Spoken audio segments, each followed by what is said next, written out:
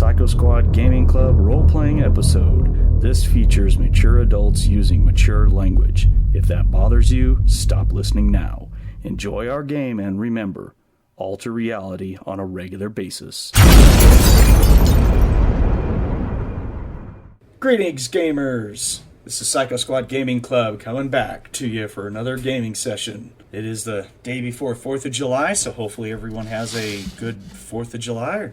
Be safe out there. Today we're going to play our Burbs group. We got our full complement of maniacs that have joined today. All the usual characters that we love. So let's just jump into it really quick. So last week, it only feels like last week. Last time that we played, what was the date? 12/24/109. Let's see.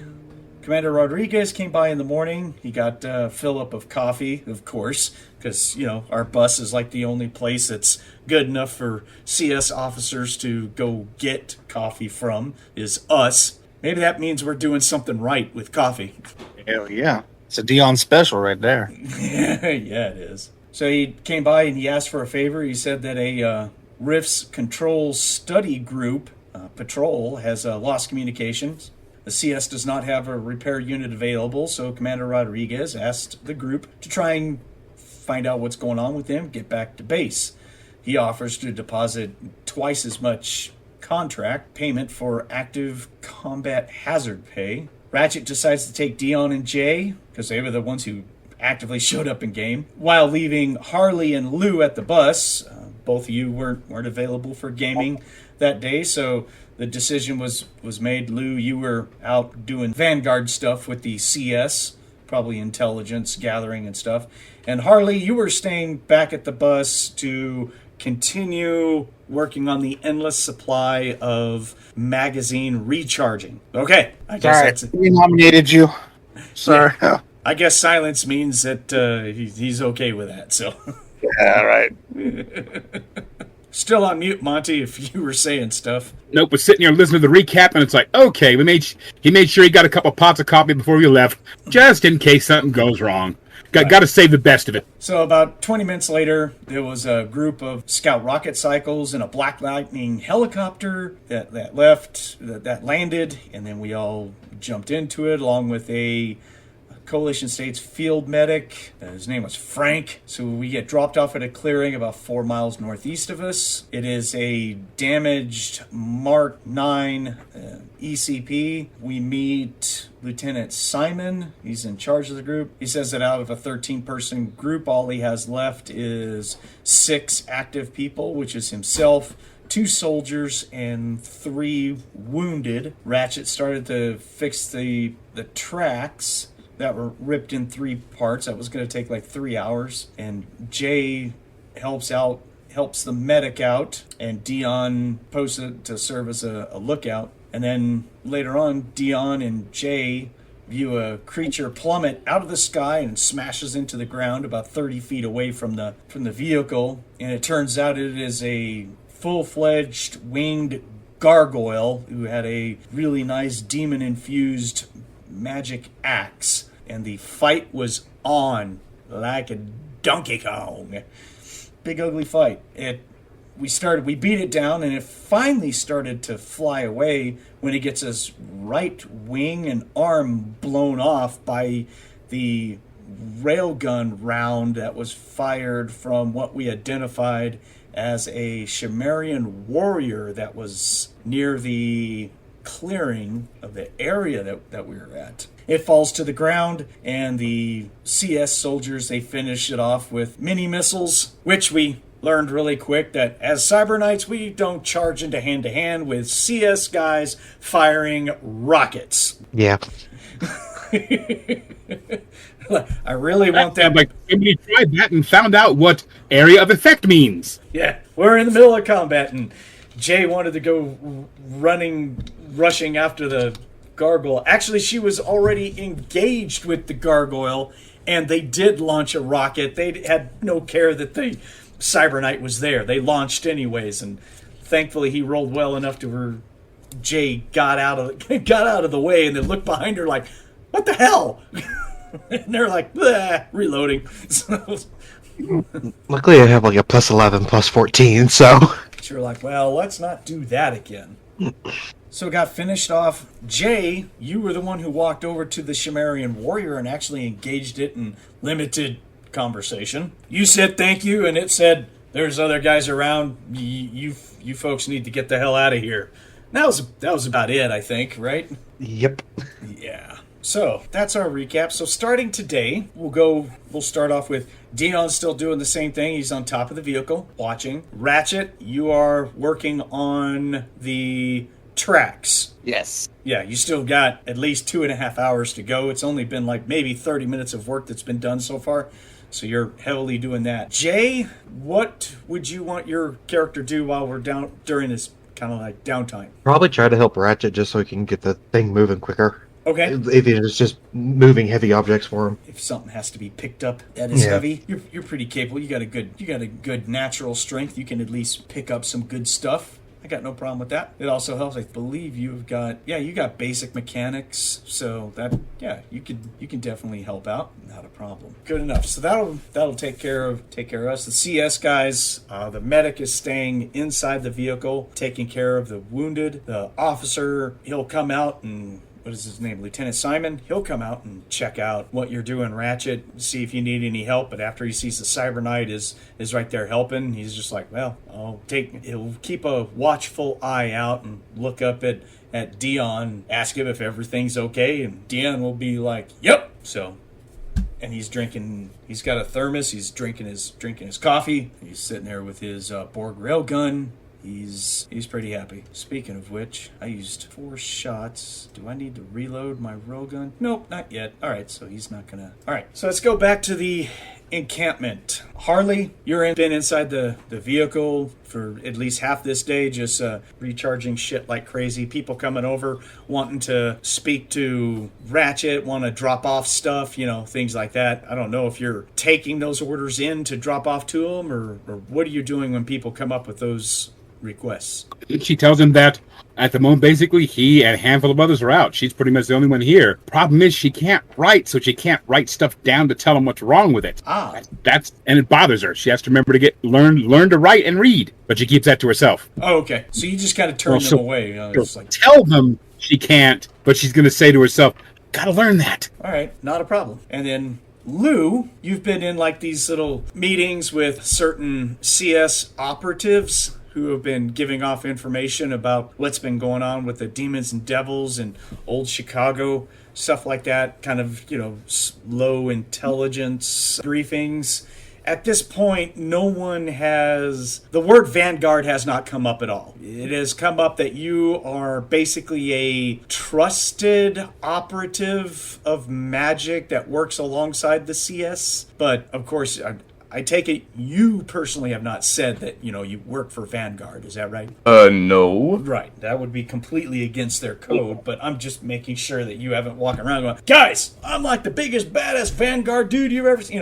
Shit like that. Yeah, no. All right, cool. So you've been in this meeting. There's going to be another mage, some sort of practitioner of magic that you can tell does the identification that he is also Vanguard, and needs to speak with you. So you guys go off to another, we'll say a small vehicle that he brought, like the equivalent of small bus, very small one, like old person, old facility. Yeah. How do I say this? Like, SPED bus, special education bus or something like that. A short bus. That he's got a short bus. You go up in there. I don't have a name for this guy. We can just call him something. Agent 19. So he holds up this a digital recorder, a little small black box with some lights on it, and he says, I don't know if you know this or not, but your group was taken out by the coalition to go assist a downed vehicle for the RIFTS Control Study Group. It's a special vehicle that collects data and all kinds of stuff. I don't know how much interaction or knowledge of the RIFTS control study group that you have? How much would... Not much.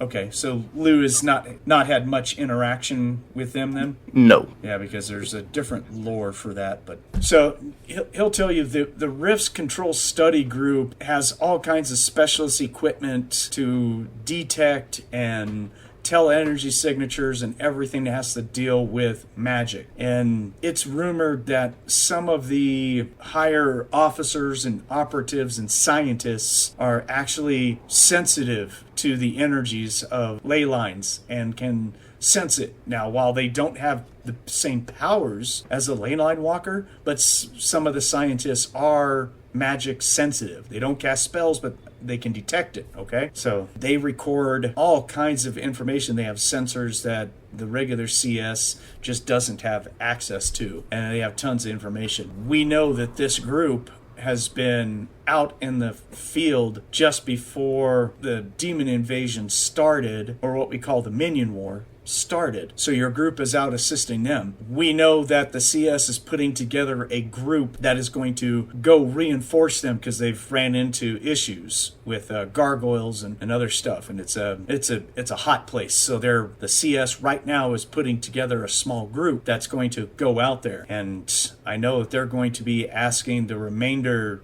2 people of your group. One is the Harley that is in your bus to go, and they'll probably ask you to go. And what we'd like is for you to go and discreetly, if you can do it safely without drawing undue attention to yourself and stuff, take this digital recorder, plug it into their communication suite. It's plug and play. It has its own artificial intelligence chip inside there. It knows what it's looking for.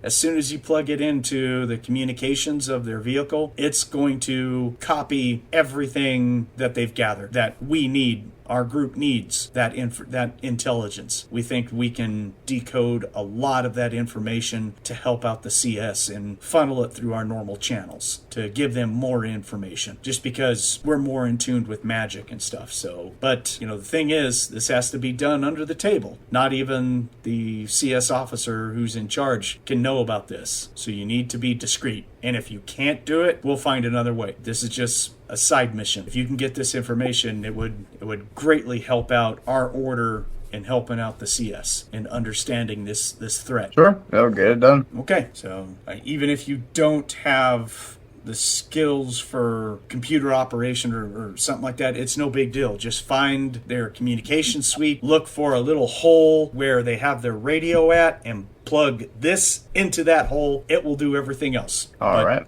Make sure you give yourself enough time, because it has to download all this data and it's going to store it in that box. Let me back that up. It's going to have a couple of lights on it. Since this is kind of clandestine type stuff, they don't want it, downloading info, or anything like that. So it does, he just shows you really, really quick. If this light's blinking, that means it's working. When this light is solid red, that means it's done. You can unplug it and take it. Sounds good. All right, so if you can do that, we get it done, and then you can just bring it back to me. I'll be here, and then I have the equipment here to upload and to decode and everything. So sure. All right, we thank you for being such a loyal officer. And if this works out, I'm sure to give your superior officer. He gives the name. I forgot the guy's name. Who you're working with. Oh, gosh, what was his name? I had it somewhere. Who's the guy that you work for? Maxon. Oh, thank you. That's it right there. Yeah, so he'll drop his name. Said I'll make sure to give Maxon a good report of you as a field operative. So do this, and the CS will be all the better. Long live the Prosac family, and the glory to the coalition states. Yeah. Yes. For Prozac. My tramp stamp is tingling. Oh my god. All right. Okay. Okay. Monte, are you worried at all by this? Ears burning a little bit, maybe? They're itchy and scratchy a little bit there, kind of, it's talking, hurt. I think it's a fly buzzing around. It's like, something's wrong. That boy ain't right. Yeah. Okay, so he gives you the box. I said it's not that big. It has one wire that comes out of it to a little silver plug, like an like a mini RCA plug. They try and make it as simple as possible. Look, it's mini USB. But the box itself is not that big. Maybe a couple of packs of cigarettes end on end. So it's not that big.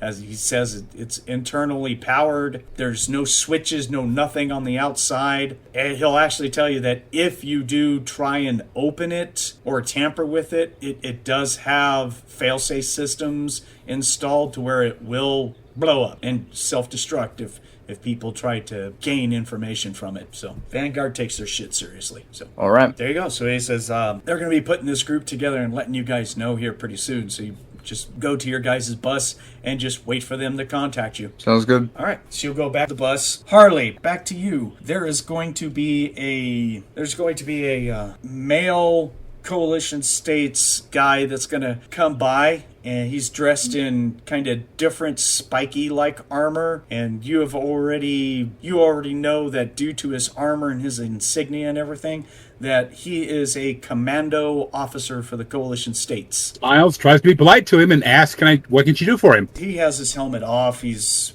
maybe mid-30s. If anything, he might have like a Spanish-type descent to him as far as family goes. Introduces himself as Officer Ray, R-A-Y, and he proceeds to inform you that the group that has left has encountered heavy resistance. I have been tasked with putting together a backup squad in another tracked vehicle. Since this is your group, I wanted to ask if you wanted to be part of the backup group if you want to attend. I believe you and Lou will be going.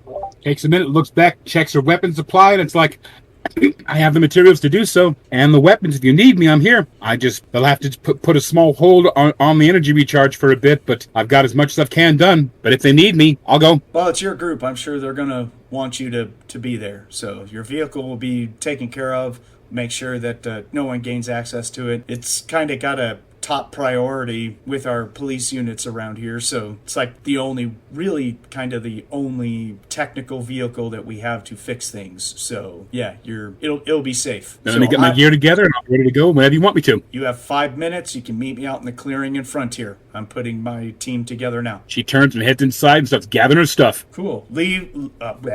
Lou, you're walking up when this guy's walking out, and he'll introduce himself to you, and he'll tell you the same story. Sure. He just tells you got 5 minutes to get ready, grab your gear, whatever you want, and we're going to be in this tracked vehicle right here, which it's another Mark 9 ECP. It's a small box on tracked wheels. So at the end of 5 minutes, you guys are all prepped and ready to go. You got everything you need. Yep. She's taking everything she's got. Okay. Ammo, grenades, explosives and all. That's fine. So with this Mark 9 ECP, you guys will know that there is a CS commando officer, that's Ray, who is going.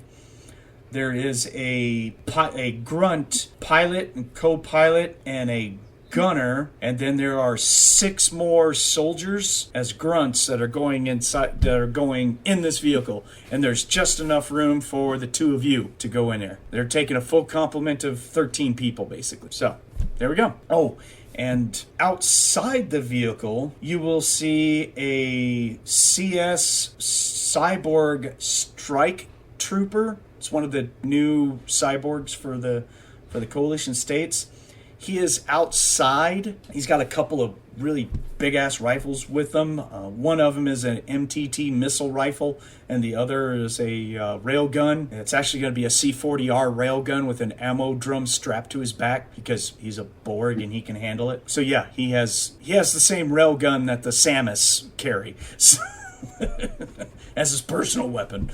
So, and then with him is going to be 20 FASSAR-30 Skellbots, the new Skellbots. He's bringing the ass whoop with him. Yeah, and every one of those have the Deadman railguns mounted on them. They're the smaller, one-handed railguns that the Skellbots use. So yeah, you guys will find out really quickly that the strike troopers in charge of the units of Skellbots, and they're going to run ahead of the vehicle, clear a path, and so the vehicle can get to the place. So you got pretty much plenty of backup. So the Sawbur's just all like, "We ready?" And they're like, "Yeah." He just starts running off at a quick pace, and all 20 of the robots just go like, bah! They just all fan out, and they just start running behind him. Vehicle starts up, and it starts going as well. So there we go. I need to look at some skills real quick for Lou and Harley. I need to see if you guys have anything that I need you to roll on here, or if there's something that you guys feel like you want to roll, but I'm looking for some specific skills. See anything on Lou? So Lou, you can make me a perception check. D20 plus 2 while you're on here. And Monte, I need a military etiquette roll from you, and then after that, whether even if it passes and or fails, I need you to make me a perception check as well, and yours is a straight up D. So Lou, what did you get for your perception? Sorry, what? I just got back. I needed a perception check from you. Alright, sure. Okay, plus 2. Nat 1. Your shoe's untied. Yep. Got to take care of that. All right, well, just get it over with early, I guess, right? At least it was a perception check. Yeah. Is Lou gonna have anything active as far as magic goes getting on this vehicle? No. Good enough. Okay, Monte, what about those rolls? What'd you get? All right, military etiquette.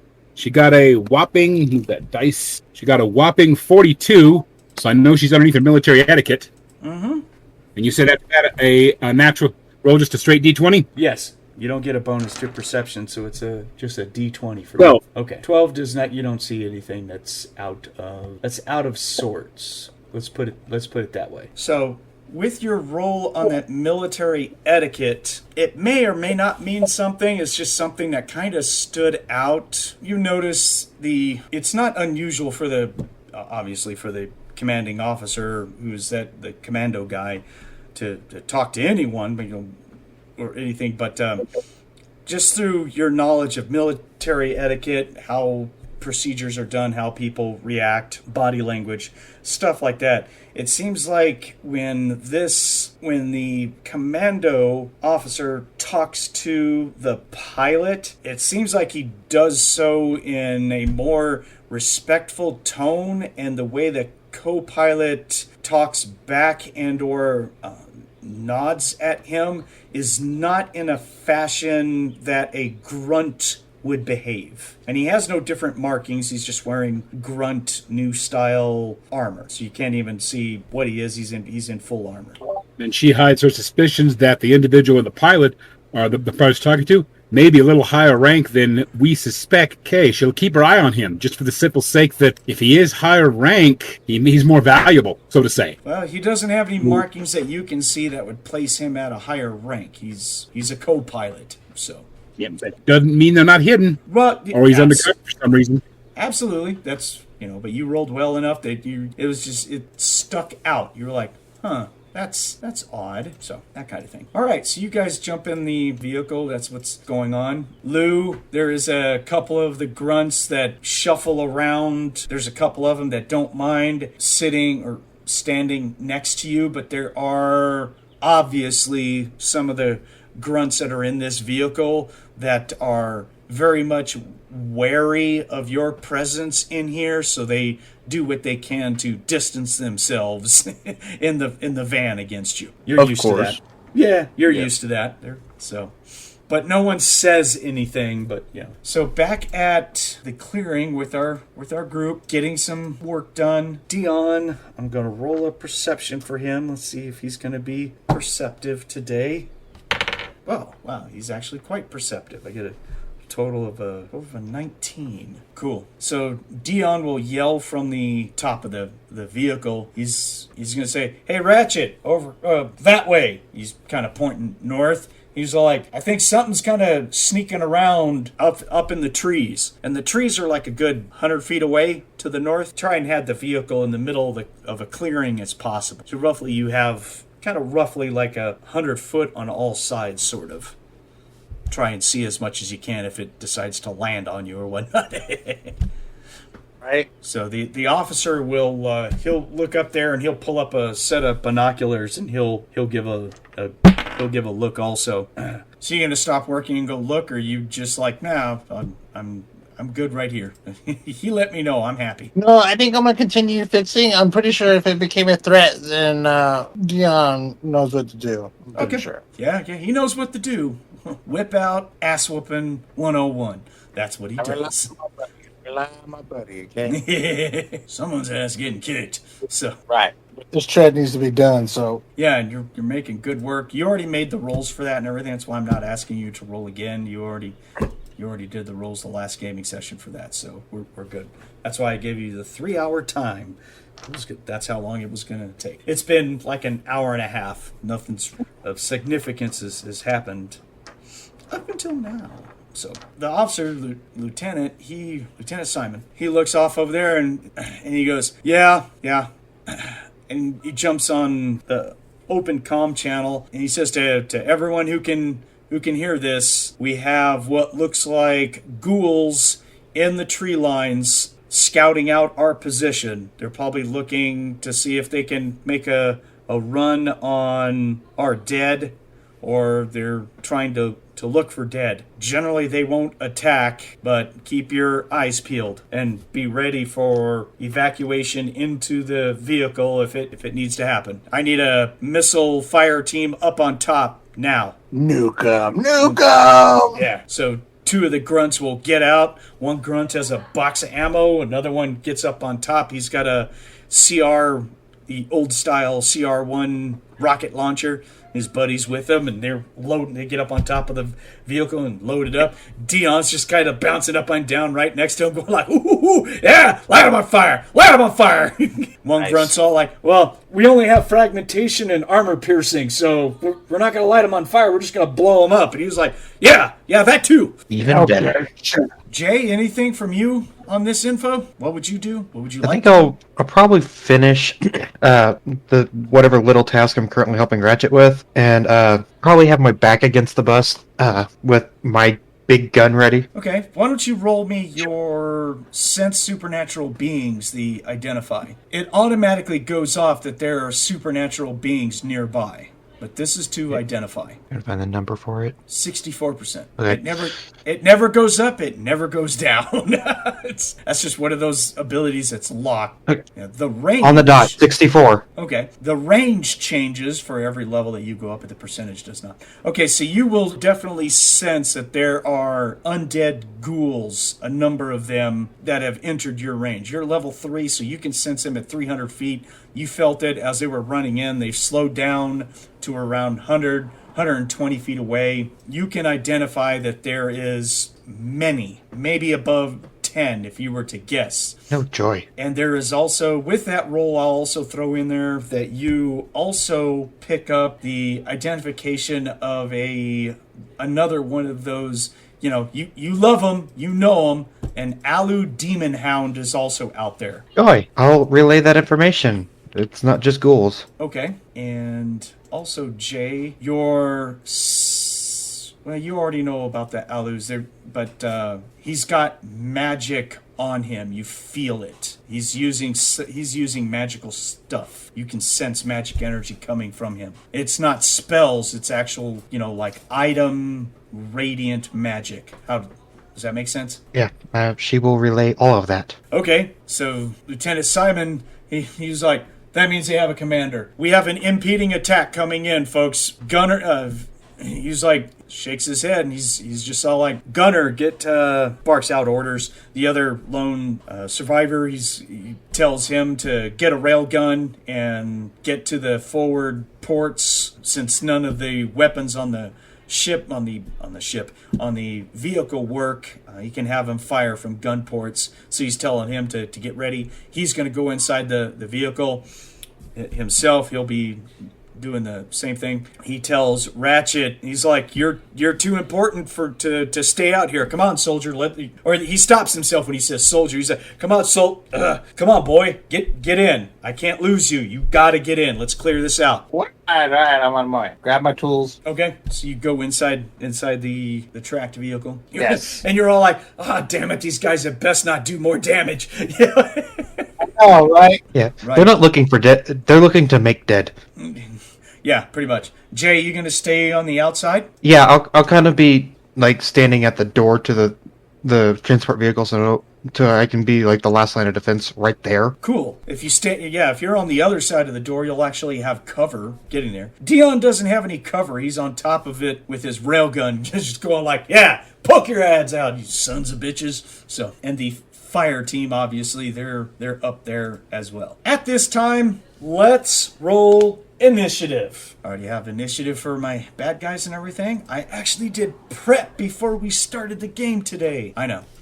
Don't hurt Who the hell yourself. are you? Who the hell are you? I don't know. Dion gets a +9. He gets a +2 with his guns. I've been forgetting that lately. Ooh, net 20. Nice. There we go. Oh, shit. Well, it's a good thing I get a +9. So Dion gets a whopping 13 because I like to roll really low for Dion for some reason. Cool. Ratchet, what'd you get? 17. 17. That's a good number. And Lou and Harley, I'd like for you guys, I need, you guys are going to be showing up, so give me initiatives for the both of you as well, please. Okay, if I read my sheet, I got a +3 to it. I've got a natural. Of my only one for today. So you threw a natural 20 as well? Yes, sir. Natural 20 with a +3. Now, I don't worry about the plus. Just a natural 20 just goes all the way up to the top. It doesn't matter the bonuses. You decided to go first, along with Jay.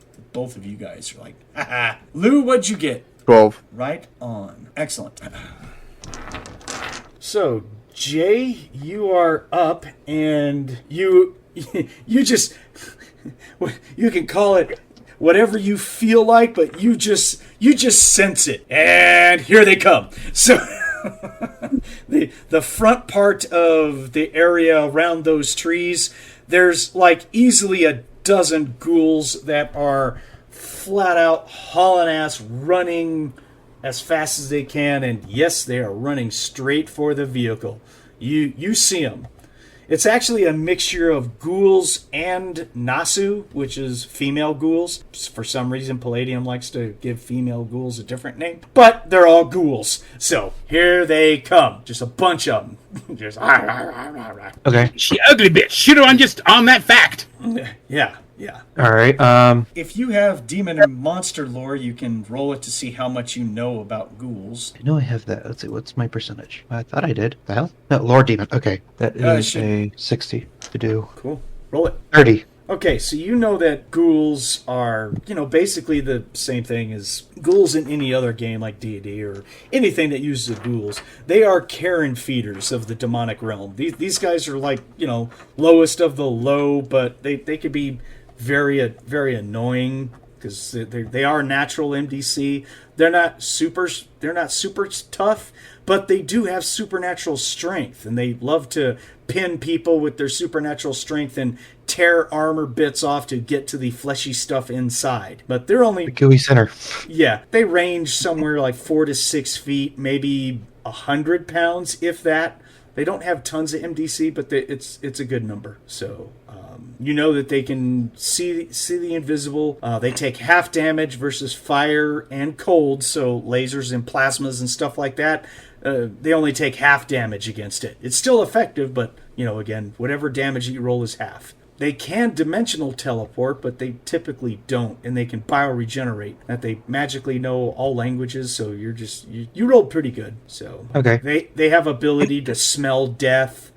They can tunnel really well. Typically, they don't go out on the attack of anything like this unless there is a quote-unquote boss that is making them and ordering them to attack. So more than likely, that would be the demon hound that you're that you're sensing. You're just like, I get it. Yep. Yeah. Okay. None of them are wearing any sort of extra armor, or none of them have any sort of extra weapons. They do supernatural damage with their claws, and they rely on their supernatural strength. It's not very high supernatural strength, but it is supernatural strength. So even average supernatural strength can tear armor off of a soldier. So Okay. and if you I get have a like 4 or 5 of them on you, it could be bad.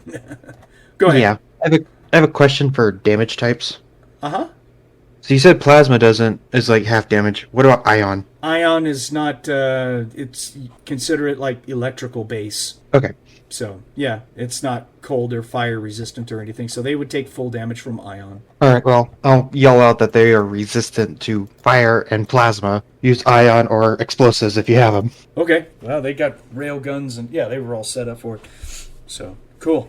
And then I will draw my NG57 and try to take a pop at one with my sword in the other hand ready. Okay, cool. I got no problem with that.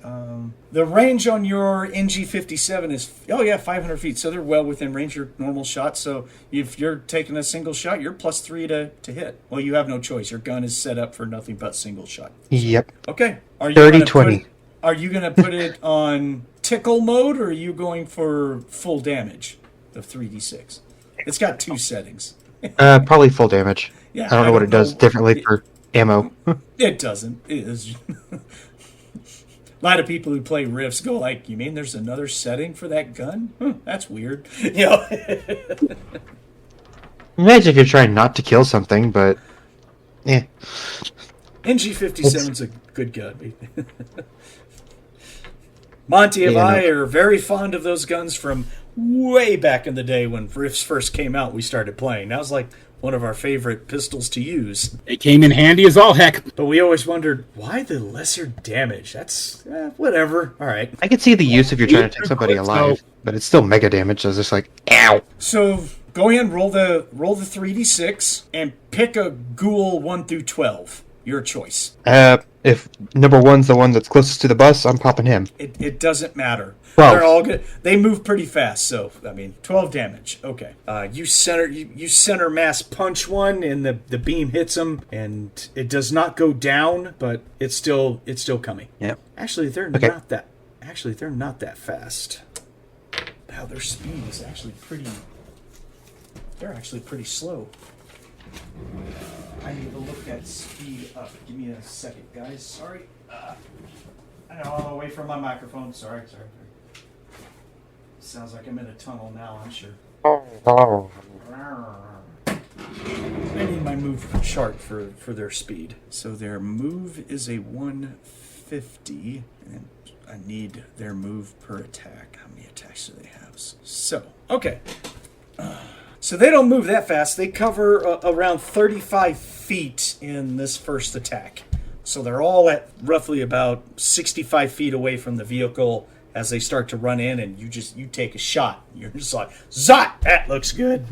And you tag one. They are considered supernatural, so that damage is nowhere close for any sort of stun or a knockdown or anything like that. So he can take it and keep on going. All right, so next is Harley, which you're in the vehicle. You don't know what's going on just yet, so just hold on to it. She'll wait her turn. Yeah. You don't know what's happening. And next will be Ratchet. Is there anything you'd like to do, Ratchet? No, I'm not going in combat, so. Well, there are gun ports on this vehicle. Just saying. I don't think I have anything that's going to really affect these guys that often. That's fine. Well, old Snatchy out, it's got a barrel. It can poke out a gun port. Yeah, I can poke out with a little Snatchy. Maybe I can hold up for everybody else to shoot at. But, it's always an option, dude. It just takes PPE to shoot that thing, and every little bit helps. See who's inside the vehicle that is actually going to use gun ports. One is going to be Lieutenant Simon. He'll be on a side port with his pump explosive. There will be the soldier who's got a rail gun. It'll be the equivalent of a dead man's rail gun, the 46 rail gun used as a rifle. They have it inside the vehicle. They use it to point outside, specifically for this, to point outside at gun ports. The medic, he's not going to be shooting. He's just still doing his best to take care of the 3 wounded guys. So there is easily one more gun port that's open that is actually facing the area in which the ghouls are running in. Yeah, I'll take one of the gun ports with those snatching. That's fine. Okay. Do you want to roll your Demon and Monster Lore to see if you know anything about ghouls, or you just got to... Probably a good idea. I want to ask you to do that. 8? There you go. All right, let me... 48 on the die. All right, so if you were listening to basically all the information I told Jay, you know the equal amounts about ghouls. Okay. Yeah, so they are considered immortal, undead type supernatural creatures. So, you're just like, man, all right, great. Or however you feel about undead supernatural creatures charging you. As long as you don't do the, game over, man! Game over! We're in some really deep shit now! You freak out? No, I'll freak out. Yeah, okay. They do have a horror factor, but it's when they're attacking you in hand-to-hand that I do that, so. I live with Dion. There's no horror factor. I have a girlfriend who sucks my PPE, okay? There's no horror factor. Just saying. All right. So if you want to point old Snatchy out of there, you're well within range of even the magic net. Magic net's got a range of 60 feet, so they'll be right at it. Or if you want to do carpet of adhesion, that's 120 feet. So carpet adhesion. Okay. Pump it in and blow it out. There you go. Dad. Yeah. So take off 10 PPE. Okay. And I will make a saving throw versus magic for this ghoul. All right, so that's it. All right, so they get a +1 to all saves. That's all they get. So they need to get, they're considered supernatural, so they need over a 12 for it. So he needs over an 11. All right, and he gets a 3. All right, so pick a number of a ghoul, or you can roll it if you want to, but give me a number 1 through 12. I don't care. 5. Okay, number 5 is carpeted. Okay, so you shoot a ghoul and you see the magic flypaper just shoot out, wrap around him, and he just goes, pow, right on the ground. Just sucks a bunch of dirt and boogers, dirt boogers, and gets grass all up inside of his nose and stuff. Focus fire on 5. You're like, I got me one. Someone shoot that bastard right there. Like a turkey shoot. There you go. I like him. He's funny. All right. Yeah, I'll call out. Just can I do a free call out? Sure. Yeah. Yeah, I'll just call out. Target is carpeted on the floor. Cool. All right. Yeah, not a problem. It's not like D&D where you have like free action stuff like that. I just count talking and short conversations as part of your attack. I got no problem with that. In fact, cool. I kind of split it up to where you get like your regular action plus you can do movement. It's kind of loose. They don't really call it out that way in the Palladium system, but I've been playing a long enough time where it's all like all I do is move and I lose an attack. Son of a bitch. So now I don't. Although if you're shooting and moving at the same time, I'll put a penalty on you for doing that. You can't run and talk at the same time. Hey, you can run and talk. Mommy! Just call out. Yeah, call out. There's a target down. Yep. It's carpeted. Free for anyone who wants to light that fucker up. Yep. Nice. So next is that. Nothing going on there at this time. Just going to sense it and start closing. Next is our CS guys. So the rocket launcher team, the guy who gets loaded, he doesn't say anything like, clear the way or anything. He's just all like, oh yeah, whoosh, and just lets go a missile, which Jay instinctively kind of ducks a little bit on an auto dodge kind of thing. But not again. Yeah. That wasn't towards me again, was it? Son of a bitch. Guys, we had this conversation. Hello? I don't remember that. So whoosh. Wow, just barely. So the missile rockets out and it lands square on the ghoul that got carpeted. They think it's an easy target. He's like, hey, he said shoot that. So he launched a rocket at him. There you go. Yeah, you called it out, dude. You're all like, that guy, he can't move. And he's like, all right then. Motherfucker is lit up. Someone's getting shot at. Give me a second. I need the table for mini missiles, because all they have is mini missiles. All they have is fragmentation and armor piercing. They would have used a fragmentation because they want a large blast radius. So he's going to do 5d6 for the missile, and that's going to do 10. Oh, that's easy. 15 damage. Okay, so that rocket just slams down on top of him. Boom! And there was 2 of them that were within range for half. Round up and say 8 damage. So 2 of them, 2 other ghouls take 8 damage. That was 15. I applied the damage to the wrong guy. Sorry. There we go. All right. So the ghoul that got carpeted, there's an explosion on him. Dirt goes everywhere. A couple of other ghouls and alter their course and get shredded by some shrapnel, but they still keep on running. The ghoul number 5 with the carpet, he's still laying down. He's still alive. He's just like, son of a bitch. You gotta be kidding me. So the next will be the lieutenant, and he's got a pump rifle. He's going to be shooting his pump rifle at a ghoul, and that's not good. He rolls a 1. Oh boy, here we go. Let me get out the ranged weapon critical failure table. Okay, so there is a loose rocket round that rolls around inside the vehicle after the lieutenant pulls the trigger. Nothing happens. It makes a click noise. It's like a shotgun type pump action thing. He breaches it back, and a little rocket rifle round goes blink, blink, blink, blink, blink, goes bouncing around the inside of the vehicle, and he's just all like, son of a bitch, clack, damn duds. And that will be it for those guys. Next is going to be Dion up on top. He's got his Borg railgun. He's going to let go a burst. So it'll be a +2. Ooh, wrong die. Almost picked up bad guy dice to roll Dion. And Dion is going to completely miss. He gets a total of a 5. So I shoot up the countryside with a bunch of slugs. Go tearing into the ground in front of ghouls. Oh, man! They're running! Tell them to stand still! And then next is Lou, who's in another vehicle. Just hold your attack there, Lou. Now, next is Demon Hound. I gotta look up some stuff here for the Demon Hound. He's got some crap he's going to do. Because he specifically, absolutely without question, hates Cyber Knights. Damn it. He has preferred foe. Oh my.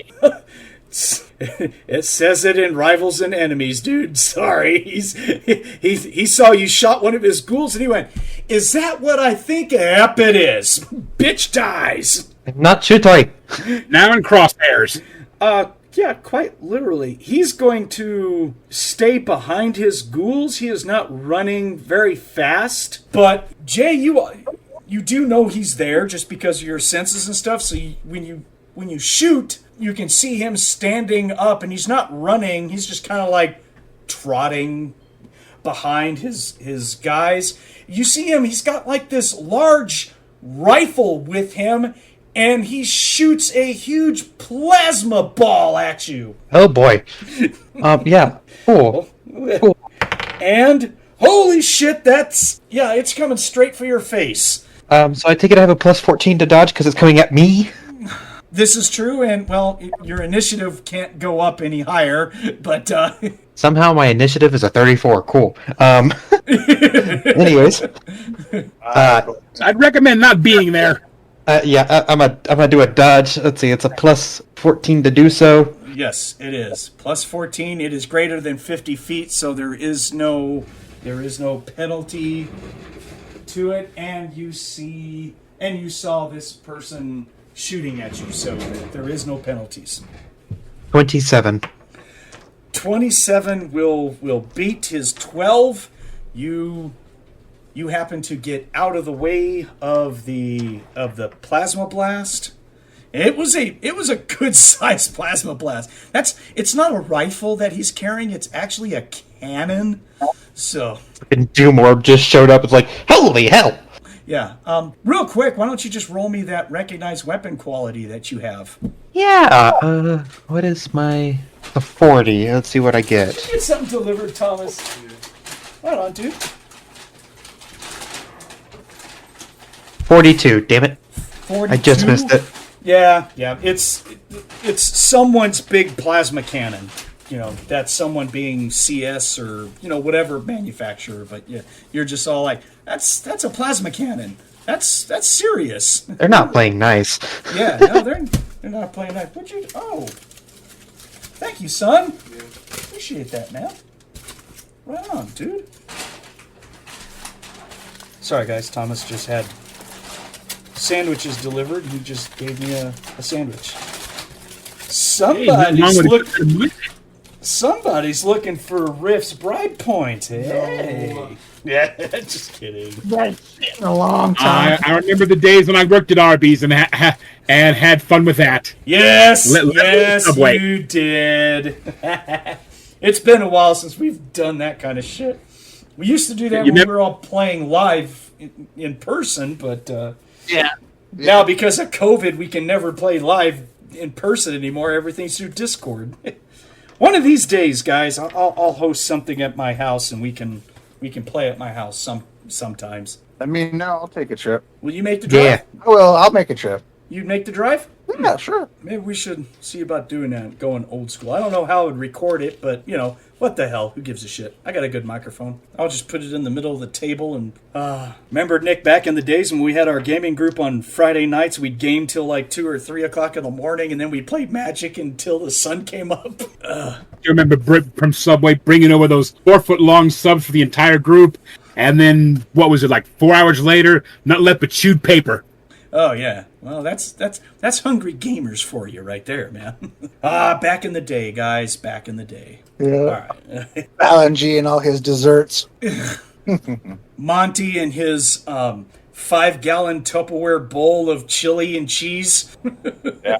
And not to mention my avalanche cake. The cake that was so moist, you didn't need milk. Yeah. That damn thing would kill me now. You guys would have to provide transport to the emergency room for me with my sugar thing right now. I'd be like, oh my God. It's what happens when you get old. You can't take sugar anymore. God damn it. Okay. You remember the day when Krispy Kreme came in the door? If there were any of the cream filled, they were automatically marked for Ann if you valued your life. That's right. That's right. That's funny you remember that about my wife. That's hilarious. Okay, so the Demon Hound shoots that big old ball of plasma. After that is the ghouls. They come running forward. All they do this whole turn is just movement. I believe so. I don't think that they have any magical abilities or anything that they can activate. Let me check. They don't have psionics. They don't have magic spells. No, nothing like that. Okay, so they just run forward. Cool. At the end of this attack, Lou and Harley, the commando guy, yells out, everyone be ready to deploy for combat against ghouls. The vehicle is being charged by undead hordes. Gives out orders that he wants his CS troops at the side doors ready to disperse first. He tells Lou and Harley, you guys wait for my troopers to get outside, and then you can go off and go do whatever you want. But if you want to stay inside the vehicle until the threat is dealt with, you can. The gunner, he's getting up and switching on systems for the laser turrets up front and for the missile launchers. He says that the strike cyborg and the Skellbots are incoming. So there we go. There's all those guys. So that'll be that turn. All right, we'll go all the way back up to the top here. Okay. I can make a round go in his direction accidentally. One of the small ones, little bitty ones. 1d4. Oh, why? To irritate him just a little bit. Okay. So, Jay, you are up next. All right. Well, I imagine everyone saw the plasma cannon start, firing towards me. Sure. Tag. Yeah. So I am going to just basically yell out, everyone target him. Okay. Because I'm pretty sure that's the one in charge. And I assume they have the same resistances, like to plasma and such. I believe so. I think we went through that last time, but we will double check since you're asking. Would that be a demon and monster lore? Yes, but you have to see it, so hold on. Yes, yeah, they are fire resistant. They take half damage. Okay. So plasmas and lasers they will take half damage from. Right, The other greater demons are either usually take no damage from it at all, from fire and stuff. So, but he'll take half damage. Yes. So you know that. Yeah, since he's not in melee for me, I am just going to pop around at him, and I'm not going to take. I'm just going to use the ion blaster again because my plasma ejector is plasma. Yeah, I mean, you do the same damage with your ion blaster if you were to shoot him with your plasma ejector. So Yeah. he takes half damage, so it would just be like 3d6 equivalent. So yeah. All right, if you want to shoot at him, you're +2. You are +3. Go for it. 17. 17 will hit the range. You need over an 8. I gave him a +1 because he is slightly moving. So you needed above a 9. He is not going to dodge, so you may roll damage. 3d6, here we go. 11. Okay. Now that you're sighting in on him and you shoot him, you can see that he is actually wearing like this black and red type demonic armor, and it is magical. And I reiterate, he needs to die. You're just like, oh, son of a bitch, you cheating bastard. Hey, demon, I cheat. Ha ha ha. You're like, mother. So, yeah, he's cheating. Okay, so you tag him. Next is going to be Harley. Unfortunately, you can't go anywhere until this vehicle stops and people get out. So you And she can't see outside, can she? No, they're kind of taking up the gun ports and everything and getting ready. There are no windows. The reason I ask is because she said the one guy called out ghouls. None of you guys have heard. Well, the guy called out ghouls. Yes.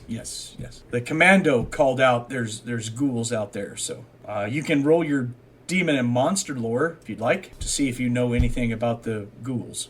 Okay, I got a 47 on my roll on my charts and 25. You got a 47. Then you are not using level 5. You're using level 4. At level 5, you have a 52 on your demon and monster lore. Make sure I got. Yeah. Because you are 5th level now. Your stats have changed. Oh, I'm okay because the only one I've got in front of me is the level 4. I don't have the level 5 paper.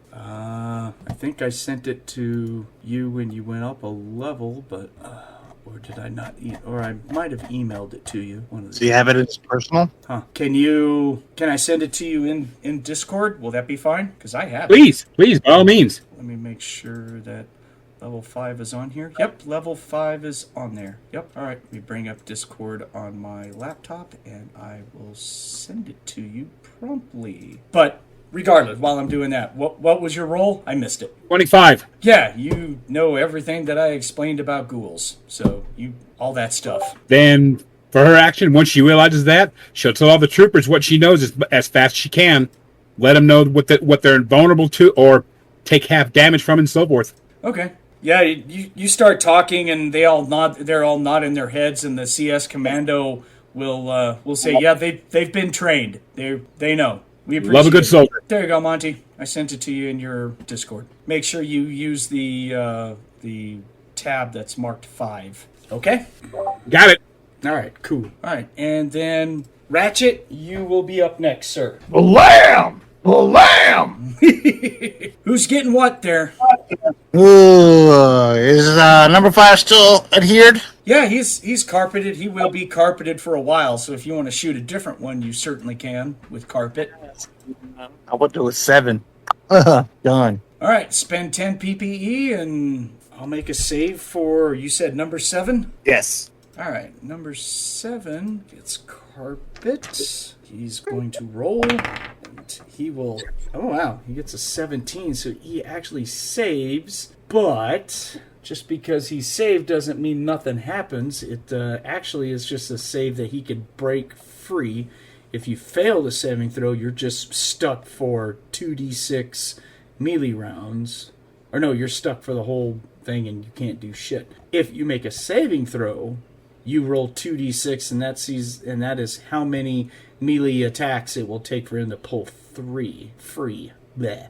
English hard. Urgh. Okay, so he gets carpeted as well. So you shoot him up and you see him plaster face first into the ground, bitching and everything. You could swear that he threw a middle finger at you while he was flopping around all webbed up. Got another one down, boys. Fly papered. Tag 'em, bag 'em. Yeah, the comm channel's going crazy right now with those guys calling out stuff. But yeah, not a problem.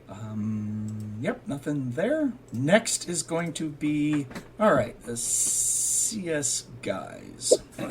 So from the group that is inside the vehicle and guarding it, basically everyone but Lou and Harley, everyone's got to notice off to the left, the tree line off to the left, about 100 feet out. They're breaking through is 20 Skellbot forces that just come walking through the woods, kind of like, in droid fashion, they're just kind of trotting along. And as soon as they break into the open, there's like 20 rail guns that all just light off at the same time. You can't miss it.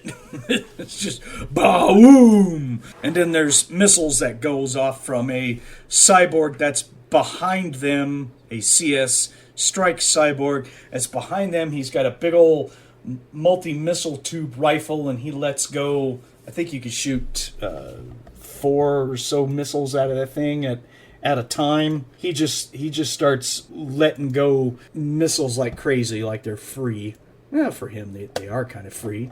It's a cyborg. They'll pay me for this. Yeah, the CTT M20 missile rifle is what he's using. I think you can shoot 1 at a time or in volleys of 2 or 4. So he shoots a volley of 4 missiles, just whoosh, just lets go the missiles. And then from behind us, there is going to be some more firepower. It's going to come from that vehicle. Page 52. Got to bounce around pages here. Hold on. So it'll be there's going to be 2 laser turrets that are going to fire into the ghouls. And there's going to be about 10 mini missiles that arc up, and then they just go straight down on top of ghouls charging. Just so with all the 20 rail guns and like 14 missiles, this place is getting devastated. It's apocalypse now out there. I like me the smell of napalm in the morning. I like burnt coffee. Yeah, I don't burn coffee. That's a sin. Talk about your napalm. Then the other tracked vehicle will stop. The side door is going to open up. There's going to be troops that are all going to jump out. They're all going to have rifle versions of the Dead Man railguns. You can portably carry those. They can be they can be magazine fed for troops to carry just in case they fight against stuff that's like that. So they're all carrying the same weapons. They have other weapons on their backs too, mostly laser rifles and plasma cannons, but they know what they're going up against, so they're all using railguns themselves. So they disperse, get out of the vehicle, and take up cover next to the vehicle, and they all start shooting their railguns like crazy. Dion is going to yell out, "There's that big bastard back there! Yeah, he needs to die! Holy crap, he's got armor and a freaking plasma cannon!" It's all yours, Dion! And the airways light up with all sorts of grunts that are yelling out, "Big demon with the C-27! Target the C-27!" So now we know what it is. It is a demon with an old-style Coalition C-27 plasma cannon. Let's hope it's not fully automatic. That will take out tanks. So Dion's going to shoot at the Alu.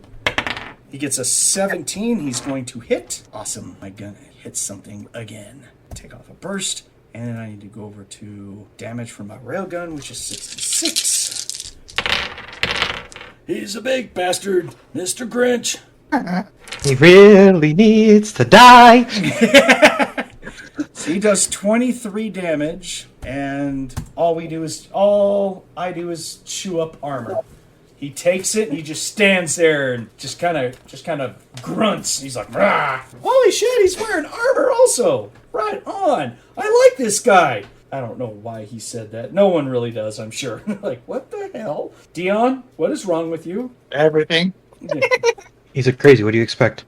Right. My doctor won't say what's all wrong with me. He just shakes his head and says, get out. So nowhere close to damage of causing a knockdown or anything, so he's all right. So that's Dion. Next will be Lou. You are up, sir. Everyone exits the vehicle. All right. Well, I will be exiting the vehicle too, and I will be searching for the place where I need to find the thing to plug the other thing into. The other thing. That will be about 50 feet ahead of you. Okay. It doesn't look like it's been moving, and it looks like the tracks are all taken apart, but they look like they're being repaired at the time. But it's all closed up right now. Right. All the that makes sense just because of. Well, I can get in there, so. Okay. All right. Don't I have Mystic Portal? Pretty sure, right? I don't know. I think I do. For some reason, on spells, I think I have your latest one. I do have. Yeah, I do have Mystic Portal. I don't think it's going to bode well for guys inside the vehicle if a magic user pops in there. Most CS hey guys, I'm here. Yeah, most CS troops are going to lose their shit and start shooting. So, yeah, probably. Just saying. Well, then in that case, I could also time slip while doing that too, to be honest, so. They're just looking at making all kinds of friends with they're on your side, you know this, right? Yeah, I know, but it's no one's supposed to know I'm doing this, you know? Well, it's going to be kind of hard if there's people inside the vehicle like they've told you that they are. You'll see, and you can see Jay, and Jay is outside on the driver's, or on the passenger side. She's shooting at the hordes of demons. Dion is on top of it shooting his railgun, and there's a couple of soldiers on top with a rocket launcher, and they're launching like crazy. Well, if Jay's there, then okay. I'm just gonna go up to her, and say, hey, I need to get into here, okay? A little busy. Well, I need you to open it. One with a key. I'm standing outside just guarding. Is it open? Is it unlocked? Depends if they unlocked it. I don't know. You can press the button and it will not open. In fact, the button doesn't do anything. Like the vehicle doesn't have power. Oh, well, that's gonna be a problem if I want to collect information from it. Well, if they want to open and close it, they're probably doing it manually. And yes, that could pose a problem, yes. Yeah, but if there's no power, then there's nothing I can do to collect information from it because it's not on. Well, work around the issue. You have a mission. Okay. Anyway, I'm gonna find a way I can manually get in there. Knock on it and announce. Oh, fine, whatever. I didn't know people were in there. Yeah, sure, I'll knock on it. I was thinking of superhuman strength tearing the whole door off, I don't have that. No, I do. He does after casting a spell, but again, destruction of coalition property. They might. I know. So, all right. Well, your attack is going up there, talking to her, running up there, and then knocking on the door and stuff. So yeah. It's only one attack. So all right, cool. And that's my first attack, right? Because I held the other one.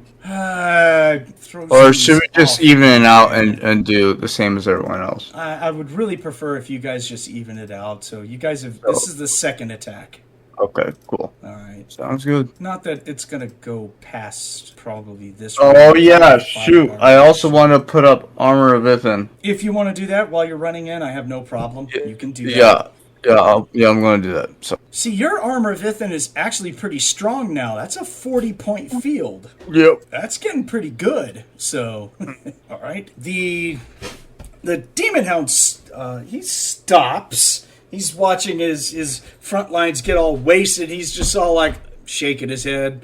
He's like, seriously? Oh man. He's watching all of his ghouls just get wiped out. he's going to try something. This ought to be fun. Because we don't like that Cyber Knight. That needs to die. Yeah. No, she doesn't.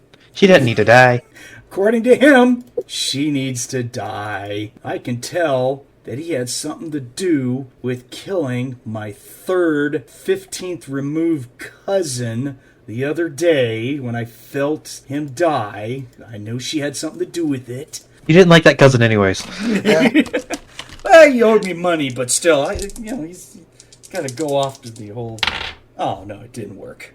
All right. Thinks for a second and goes, nope, that didn't work. Fine. Shoot my plasma gun at her. Pow! And he shoots at you. Damn it.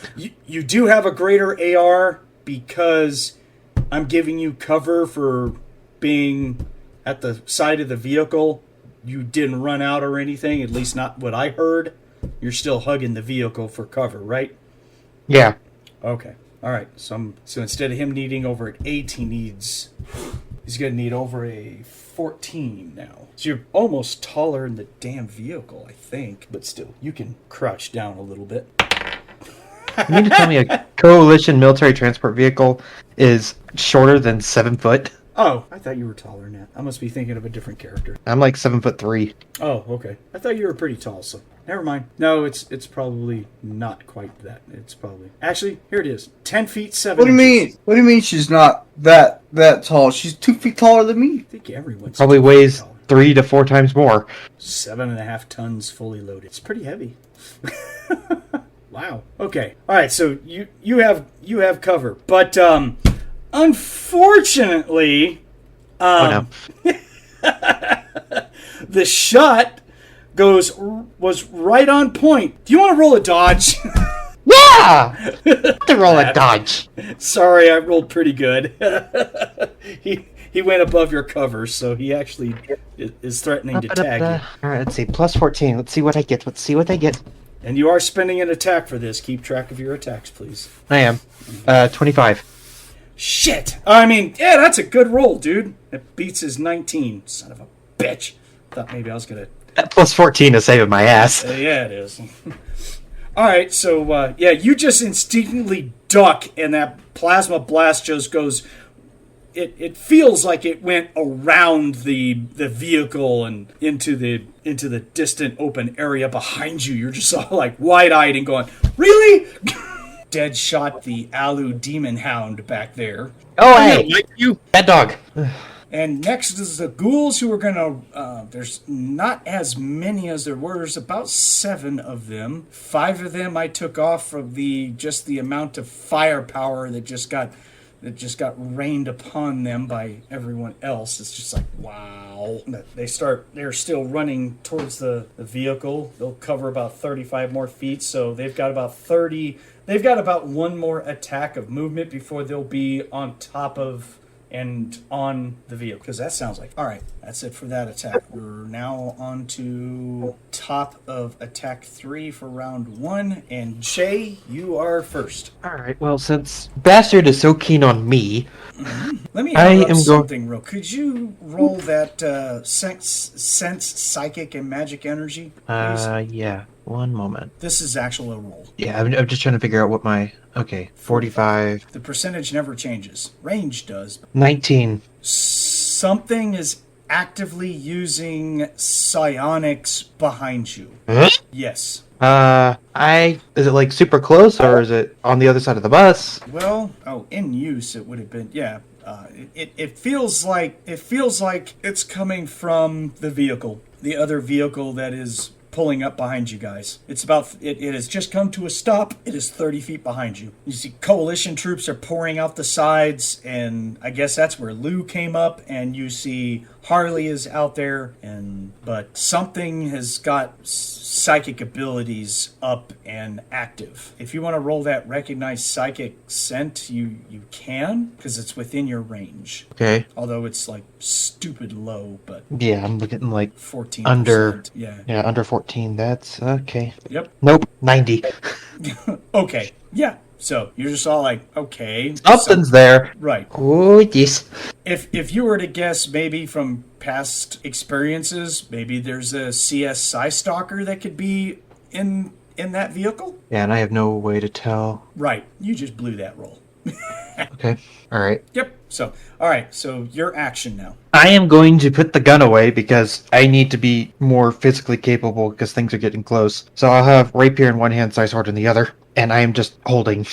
Okay. Not to mention, I want to still be able to easily dodge if that guy keeps popping at me. Well, I mean, if you're not out shooting and all you're doing is holding, you can put that vehicle like 100% between you and him. Because if you're not shooting, you're not exposing yourself. Basically, see how that works? Yeah, I'm If you're just trying to keep an eye. Yeah, if you're shooting at someone, you're exposing some of your body to take that shot. If you're not shooting and all you're doing is sitting there holding and you got melee weapons, then you put that vehicle at your back and you crouch down. You're just all like, yeah, shoot through that, asshole. So which if he whips out a glitter boy boom gun and shoots through it, then we might have to have talks. Yeah, he might very well just do that. Let's hope not. I don't want a Galu demon, or this isn't a Galu demon, wrong game. I don't want an Alu demon running around with a Glitter Boy's boom gun. It was a fun time, satyrs. Monte, I would think that would be kind of alarming even to your character. Excuse me? That was one of those. We need to shoot him and take that. Mount that on the truck. Yeah, mounted on a Dion. I can take it. He really can't. You got like joygasm. He really can't, but it would be fun. That thing go off and he'd go 30 feet back and the round would go a couple of miles forward. But after he stood up, he'd probably be like, yeah, that was fun. Let's do that again. Tight to the goddamn chassis that the chassis comes off the... I got this. Boom! Where's my truck back about 15 feet? Well, Right. I can see that after he shoots it, he's up against a tree and he's all like, did I get him? Maybe. that's something. Definitely scared the shit out of everyone. I know that. All right, Jay. Crouch behind there. You did all those rolls. We're good. Harley, you are up next. What are you doing? Where are you going? What you doing? Well, now that I'm out of the vehicle, basically I can move around and see what's going on. Do I see that dog that's been giving us grief? Oh, yeah. No, it's not hard to miss that guy. And he has a C-27 plasma cannon. You see it clear as day. You're just all like, huh, look at that. Okay, if that's the case, then I'm going to basically target him with the best that I've got. Uh-oh. What do you got? I mean, I know he takes half damage from heat and energy, but I figure if I dump some damage, a lot of damage on him, I might be able to actually weaken him a bit. I'm hoping. Okay. One little grenade's not going to do it. All right. Well, what are you doing? She's doing the NGL-6, doing a long burst at him. Okay, so you're going to take up 2 attacks. You'll be at +1 to hit. You'll take up 10 rounds out of your magazine. So it's a D20 plus 1. Go for it. Okay, 20 plus 1. And I have a total of 19. Nice. He's not going to dodge because he's a knucklehead. Plus he wasn't paying attention to you anyways. So you get to roll 66 and... Whoa, wait, nope, never mind. You get to roll 3d6 and multiply it by 6. Because your burst damage is times 6 for your character. Okay, 3d6 times 6? Yeah, 3d6 times 6. 7, 8, 9, 54. And like you said, you already know he's going to be taking half of that, so he takes 27. You shoot him up with a whole bunch of lasers. He just gets danced by him. Okay. And you are actually going to view that his armor basically gets blown off of him. God damn it. Why is it doing that? Stop doing the date. Freaking... What's the format? The format should be on text. Damn it. Sorry, guys. My Excel sheet is acting up. I was recording the damage. I got MDC / then his armor. And when I put the information in, it said, oh, you want January of 2060? I was like, wait, what? No! Apparently that cell wasn't formatted correctly. So you'll see his exterior armor that he was wearing, that demonic armor, just disintegrates and falls off of him in different pieces of garbage and stuff. And he's just standing there kind of just like, okay. But he doesn't look like that he's suffered any major damage. He's still standing there. He doesn't take any stun or knockback or anything from that, because it wasn't enough. So, but you did ruin his armor, so it wasn't, to me, it wasn't wasted. Just keep track of your attacks, okay? Got it. And my ammo. And next will be Ratchet. There is a configuration of shit out there, dude. You gonna, those ghouls are getting closer. You gonna tag another one? Yeah. All right. Spend the 10 PPE in the attack and tell me which one is making a save. 9. 1 through 7. 1 through 7? Yes. Ignoring 5 and 7 because both of them are carpeted. Did you say 3? Yeah, 3. 3. 3 looks good. We'll carpet him now. All right. Oh my goodness gracious. The magic ball of flypaper flies towards him and he looks at it and he lowers his head and opens his mouth and goes, nyah, nyah, nyah, nyah, and tries to chew on it with his face as it wraps around his head and he falls over. He rolled a 1. So he decided to take that head on and see if he could headbutt it to death. Get that on all right. Yeah.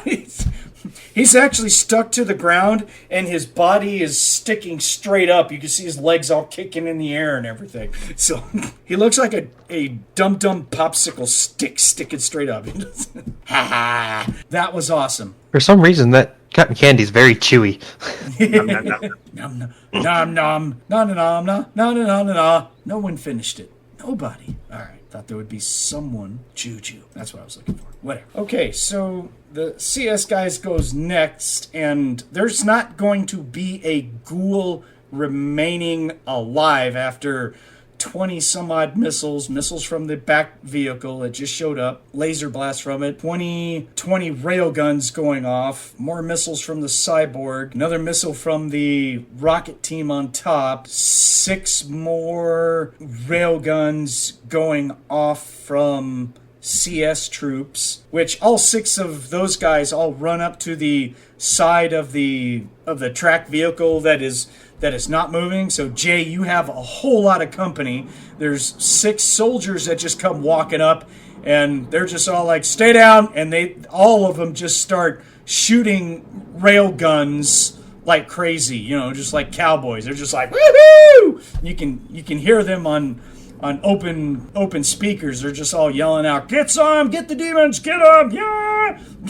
It's the Muppet Show! Yay! So, I was wondering, like, since when did, like, Ernie show up? Yeah, it was more Kermit. Shut up. It was over in the Kermit. Yay! Shoot Miss Piggy in the... Never mind. So... Well then. Yeah, if one of them starts sounding like the Swedish Chef, we shoot him next. So, bork, bork, as a railgun goes off. Yeah. Okay, well, since we're gonna cover him, one of them does. He's got a railgun. He's just all like, ah, blah, blah, blah, blah, blah, blah. So there you go. There's your animal. There, happy. There's your animal. Animal. Kill the ghouls. Kill the ghouls. Kill the ghouls. Ah. And of course, one of them gets out there and he just madly goes me, blam, blam, blam, blam, blam, blam. Even Beaker has a railgun. All right, so That's a scary thought. they're enjoying themselves. No, what'd be crazy if you had fucking meteor storm on his name. They just shoot up guys like crazy. Dion is just all like, yeah, that's awesome. Get him, guys. Oh, big dude's still up. Yo, big guy, you owe me a sandwich. One kick-ass sandwich. I'm delivering. And he shoots. He doesn't have to make sense. It's Dion, okay? To him, it was a great insult. To everyone else, it was, what the fuck is he saying? He doesn't know either. No, not really, but you guys just, you guys are just all like, that's Dion. He just says and does weird stuff. Ooh, 19. So he's going to tag the big demon. We like this. Come here. With your buddies, please. Oh my God. That is a roll to suck all rolls. Oh my goodness. That's horrible. Well, how can that be? There's 3 2s A 3, a 1, and a 5. That's still 15. All right. So he's going to hand that big guy 15 more damage. He's going to tank it. He'll take it easily, but yeah, he's not. He's like, I got this. Dion, who shoots. Cool. Lou, you are next. You knocked on the door. You can't hear if anyone is saying anything from inside the vehicle because there's Coalition soldiers, about 6 of them, who just came up on this side of the vehicle, and they're all shooting dead man rail guns really close to you. In fact, there's like little metal shards of linkage that's probably raining down on top of you. Some of it quite hot. Well, oh well. Yeah, but it's anyway, bouncing. It's bouncing off of your field. So what do you care? You're just all like, really? So Yeah, so I'm going to knock on that dang door. Someone needs to let me in. Okay. They probably can't hear because of all the firepower going off too. But yeah, no one has opened up the door yet. Well, guess I better. No one's gonna open it up. Then I guess I better start firing at stuff. There's not much left. They're doing short work of all the ghouls and everything. Never mind. There's that big. Well, it's not big demon, but there is an Alu demon hound out there with a plasma cannon. Is he 300 feet away? Oh yeah, he's well within 300 feet. All right. Let's see. What am I gonna do? I'm gonna call lightning down upon him. Some bitch need to die. Yeah, that's what I'm gonna do. So I'm gonna spend 2 attacks for that. Okay, what level is Call Lightning? Oh, that's like level 6. CS 6. So it's 2 attacks. Okay. So ley line. Let me see here. Lay on. You are within 2 miles of a ley line, but that doesn't do anything for damage. That just increases the spell range. Damage is only if you are on a ley line or at or within 1 mile of a nexus.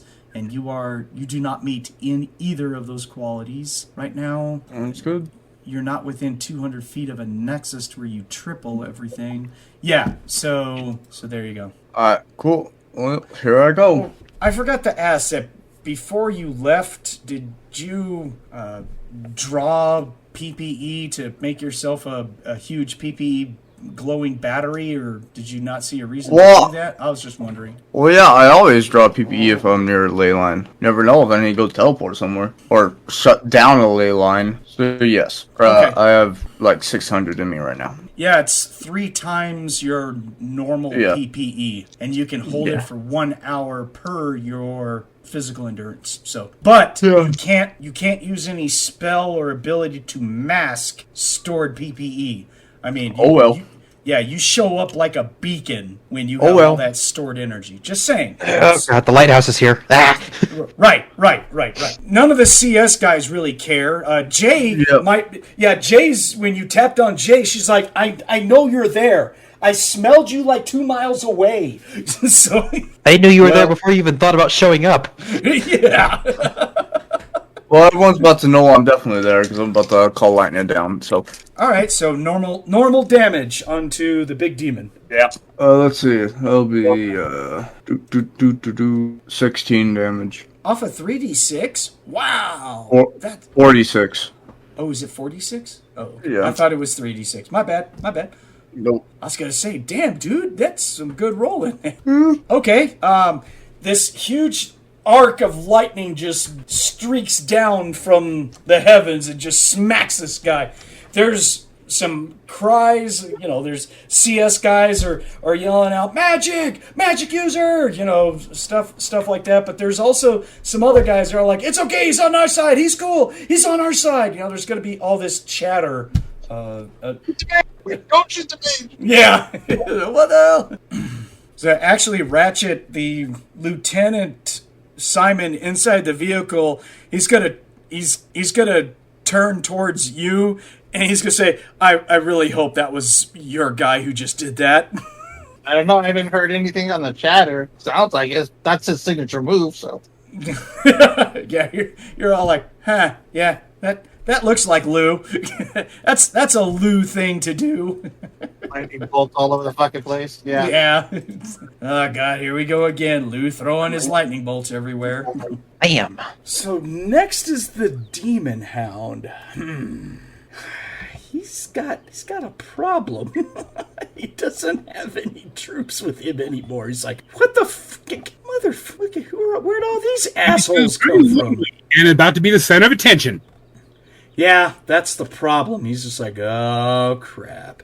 Yeah, from a lot of incoming fire. And they're actually, he enjoy killing, but he doesn't like being outnumbered. And they're, yeah, son of a bitch. Yeah. He makes a demon obscene gesture towards everyone, but Cyber Knight, Jay, you know that was meant for you. So...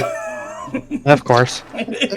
And he turns around and he runs off into the forest real fast because he's much faster than the ghouls. They're actually pretty damn fast. Yeah, they have like a 30 some odd, actually a 40 because they get a bonus on Rift's Earth. So they have like a mid 40s speed, so they can cover. They can cover hundreds of feet. So, yeah, he just turns around and he books. Son of a bitch. Not today. Yeah. So he'll run off into the forest away from everyone. So, and a whole bunch of CS guys are all like, yelling out to him, "Pussy!" Calling him all kinds of names, trying to get him to come back, that kind of stuff. Any chance we can get a parting shot before this guy takes a hike? Nope, he moves too fast before it's your turn.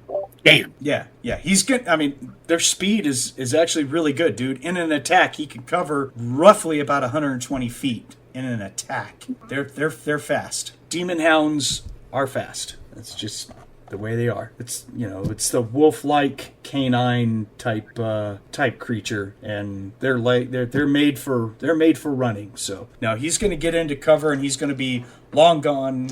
Well, he'll be out of sight before you'll be able to get a shot off at him. So everyone's just all like, ah. That's when everyone's gonna. Everyone now is going to know that the robots and everything are from the coalition for backup. So everyone's giving out okay, stand down, stop shooting, conserve your ammo, things like that. Lieutenant Simon will open up the vehicle, and he's just like looking at Lou, and he's all like, "Oh, was that you knocking, Thomas? I guess he went AFK.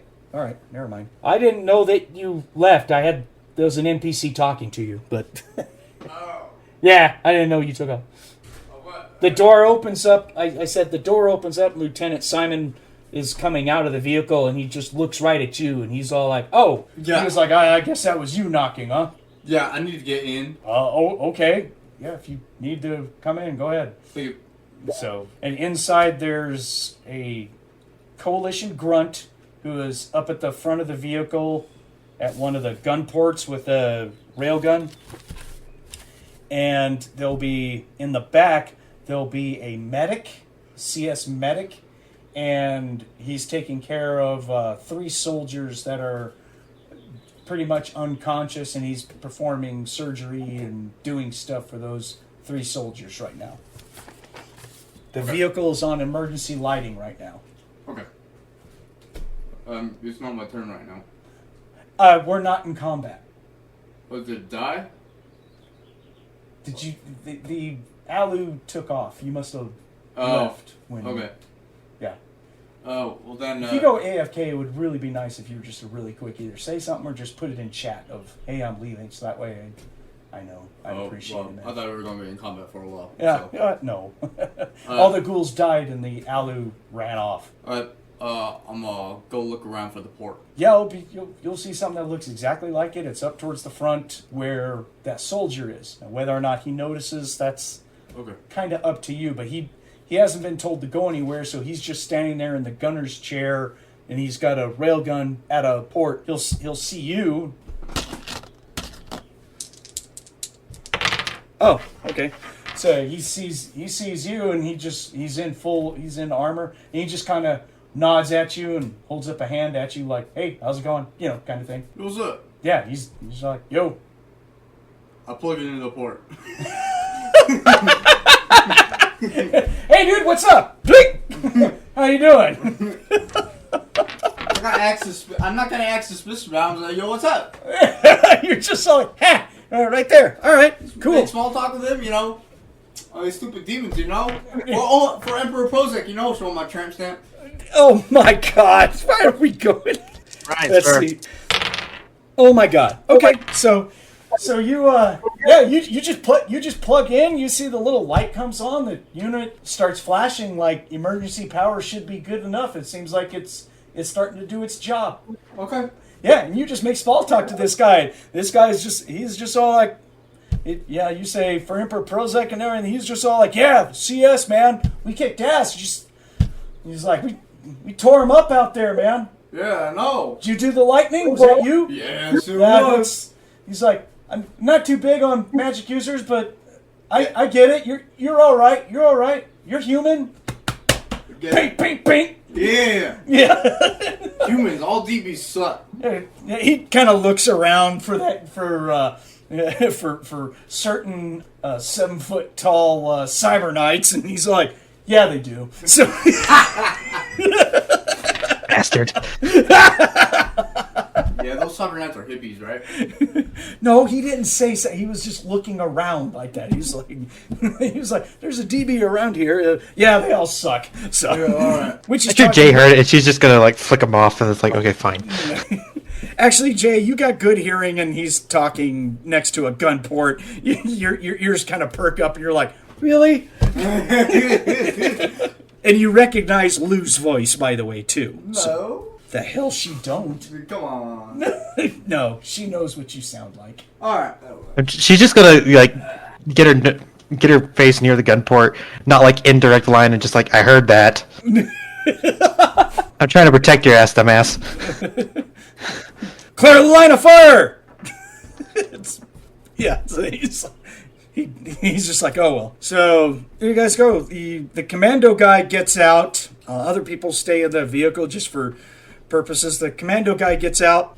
He walks over. Lieutenant Simon gets out to greet him. Lieutenant will poke his head in and address Ratchet. They're setting up a fire perimeter. Everything should be good. So can you come out here and continue your work? I'd really appreciate it. Yeah, for sure. So you go back out there and you start doing work. Yes. All right.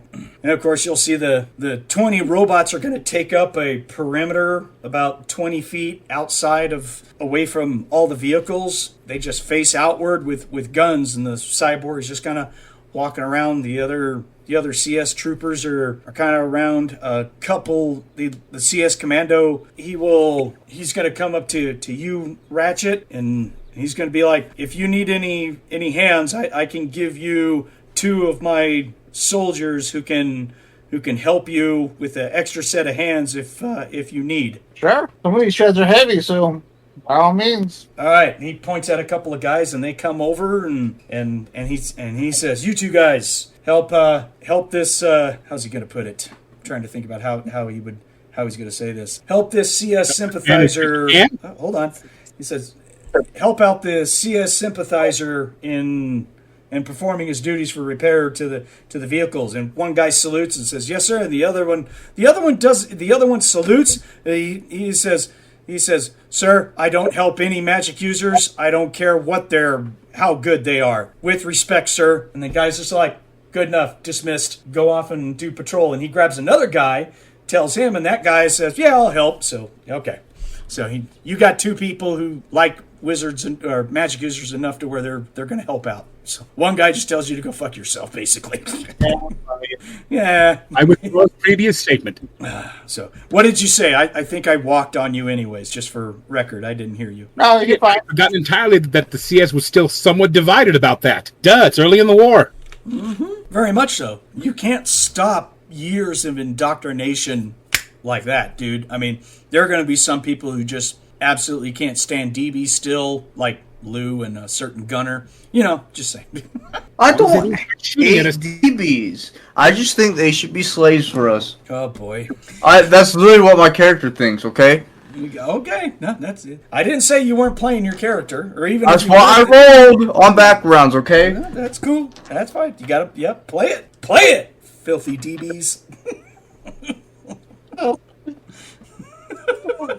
There's only one DB here. Actually, there's two, but no one knows that he's Atlantian. So, technically, he's human, as far as anyone else knows.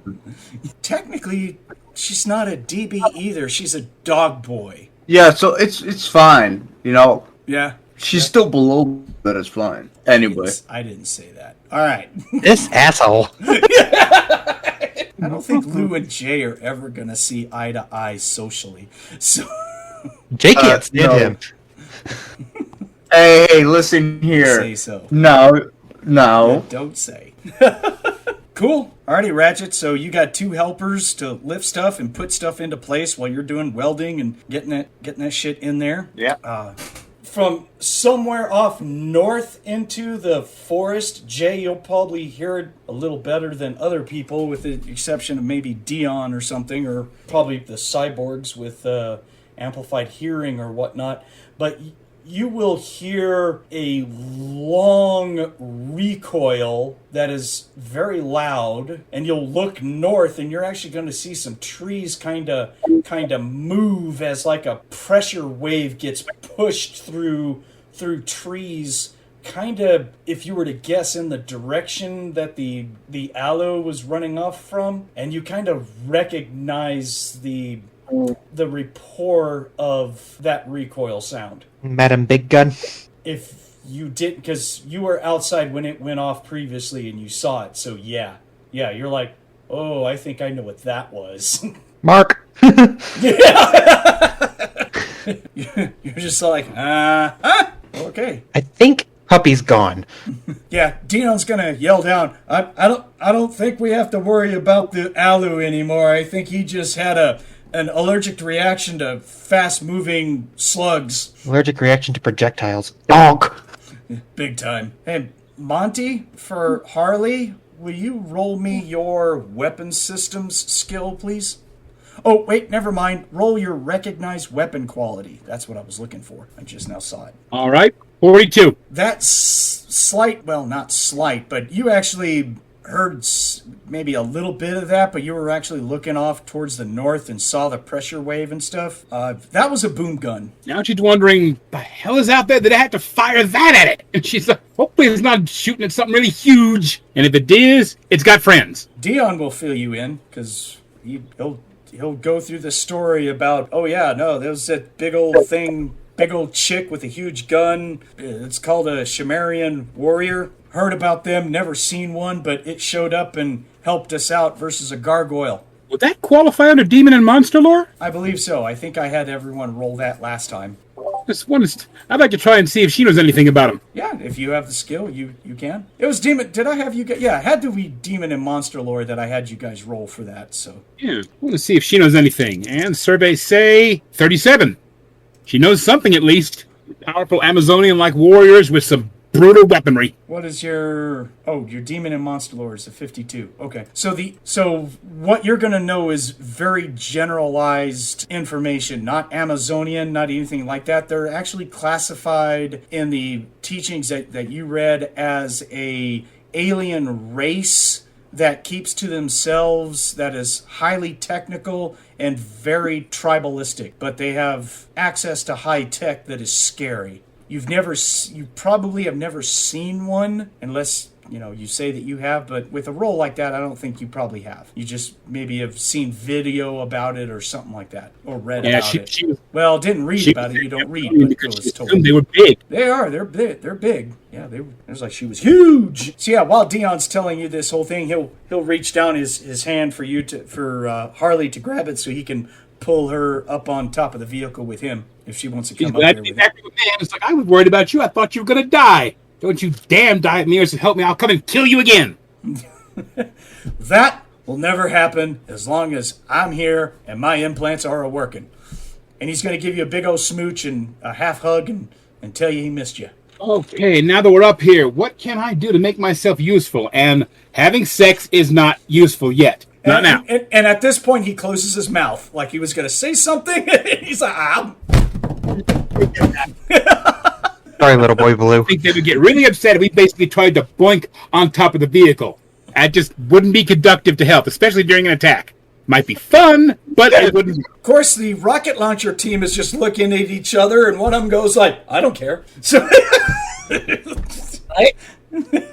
Frozen Xana show? Woo! Actually, Manson would go, "You got video?" we can. Hey, all for the truth's morale. This is going in an odd direction. I'm not so sure I feel comfortable about this. At that point, it's more than morale. That's firing with more than one gun. Enthusiasm. I got this shit, baby. Pow, pow, pow, pow, pow. Give me some more coffee. Just like in the episodes of MASH when they're showing a movie, some of the guys sneak in that part of the footage. Oh, yeah. I remember that episode. That shows my old age now, doesn't it? I'm talking about remembering MASH episodes. Wonderful. Thanks. I think it's like, inside the CSR Rec Room. Movie. Oh, look, it just turned X-rated. Wow. Okay, so all the troops, all the CS people, everything, they're taking up positions all around there. Lou, you just shoot the crap with this guy for 5-8 minutes until you notice the light goes solid, that it's grabbed all of its information, it's done. Took about 8 minutes. Okay, I'm gonna take it out. Well, my friends out there need my help, so fixing everything, I'm guessing. So I will see you later. Okay, he does not visually look like he reacted at all to whatever you were doing. All right, cool. I'll go out there. Okay. Something in one of my pockets, and Yep, not a problem. Not a problem. Expertly done. That was actually easier than I thought it was going to be. Yeah. So You picked there we go. a perfect time. That was kind of funny. So the commando guy is talking to the lieutenant. The commando guy will thank you, Ratchet, for being available and for doing the work. You do notice that he keeps his distance from you, and that whenever you're talking, or if you're talking to him or whatnot, any sort of gestures that you make, you actually see some twitches every now and then, like he is reflexively like going for a neural mace at his side. he's casting a whap. You fucking mages, so, right? He's like, I'm gonna go Neil Peart on your ass, I swear. So, Wow. hey, some old habits are hard to break. Okay, so he's Sudden moves. That's all I gotta say.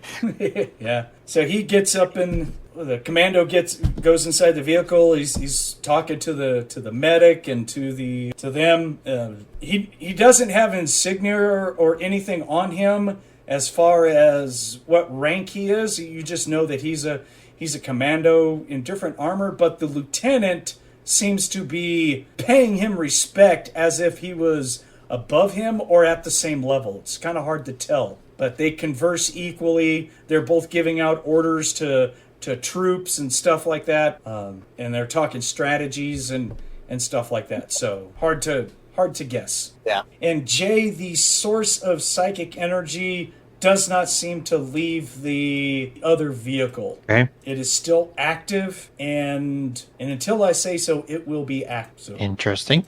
Yeah, it's just there in the background. You're just all like, someone is actively spending ISP and staying in that vehicle. So obviously it's not, like mask ISP or something like that. They're doing something.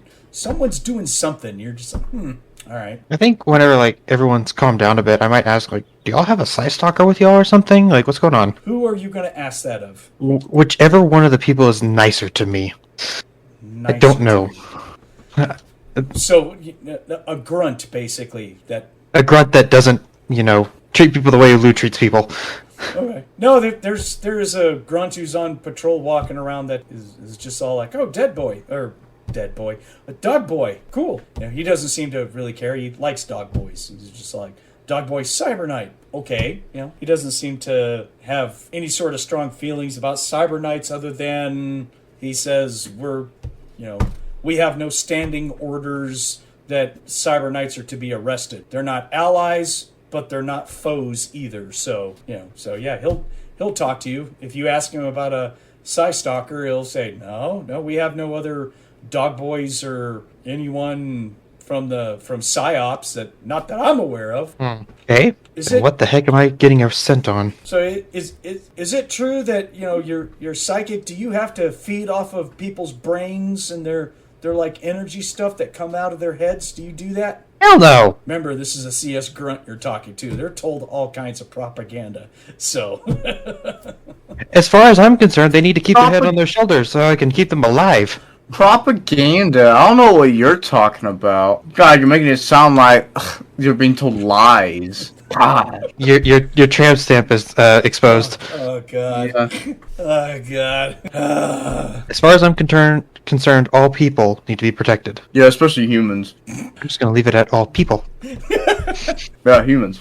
and I'll just let Lou think what he thinks. No matter how wrong that little motherfucker is, When isn't he wrong in her opinion? that's a fair point. So we'll eat. A couple of hours will go by. You are Ratchet. You will officially be done with the treads. Looks like that they will work more than well enough to make the trip. Now it's the issue with the power. Okay. Time to go play that oogly boogly shit with nuclear power. Oogly boogly shit. Yes, sir. Oogly boogly. Yeah. Oh shit. They're all aiming their guns at me. Let's not do that. All right, so since you're gonna take a look, let's start off with your electrical engineer, and you have your travel. You have your tools with you, not the big good tools though, right? You have your portable tools. So Travel set. yeah. So there's no bonus for the travels. So 18 though. 18. Okay, so you're able to find that the micro reactor it probably went into basically a hard shutdown just through when it takes too much of a hit, it'll just throw all of its micro control rods in that reactor and just shut everything down immediately. So it's in a cold shutdown right now. Make sure it doesn't get breached. So you're like, well, okay, so you just know it's going to take about 10-20 minutes to slowly bring it back up. Okay. It's not that much of an issue. Cool beans. Yeah. So you're not surprised that there's probably not people who have enough knowledge about nuclear power supplies that they would know that. Like I said, their onboard engineer they had inside the group was like one of the first guys to get killed and then reanimated. So, and then taken. That was weird, but all right. So Bad day, Tater. yeah, so you can go over the rest of the systems while you're starting to bring it up. This vehicle does not have, as far as weapons goes, it does not have the missile launchers that usually come with this type of vehicle. It's been replaced by advanced sensor systems. So the sensor systems that are actually on here are actually quite advanced. From computers that you're used to with the Coalition, they're quite basic usually as far as control, commands, and what to do. But for the advanced systems, they seem to be like on their own controller, and they're all encrypted, and you get blocked all over the place trying to access, just doing general access of like, hey, how are these sensors going? And it's all like, no, I ain't telling you. So you don't have access. You'll come up with, readouts on the screen of like, you have to enter your passphrase and ID and all that stuff that probably only the CS guys obviously have. Right. I mean, you have computer hacking, but it's going to be hard without, you got programming operation and all that. It'll be readily apparent that you're trying to hack their sensory suite if you want to attempt that. I'm just saying. I'll ask the officer if he has any, I don't know, a book or something like that only he is allowed to access, that has the algorithms or anything like that, or safe passwords that they gave him. Okay, so I'll let him know. Okay, so Lieutenant Simon, he will just tell you, well, that is CS intelligence proprietary equipment, so I'm going to have to respectfully ask you that you need to step away from that system, and I'll check it. I'm the only one with the access for that. It is considered classified coalition property of coalition states. I can't give you access to it. Yeah, go for it. I hope you did not access it through mystical means or any other means that you might have. Nope. That's why I asked you first. Okay. Well, I just have to ask you if you can please respect our privacy. Yep. And so he just stands there like waiting for you to leave, basically. Yeah, I'll walk away. Okay, yeah. The door closes and he's gonna do his stuff. So Cool. Yeah. yeah. So you come out and the regular lights on the vehicle come up. It's gonna be close to getting to where it's gonna be sundown.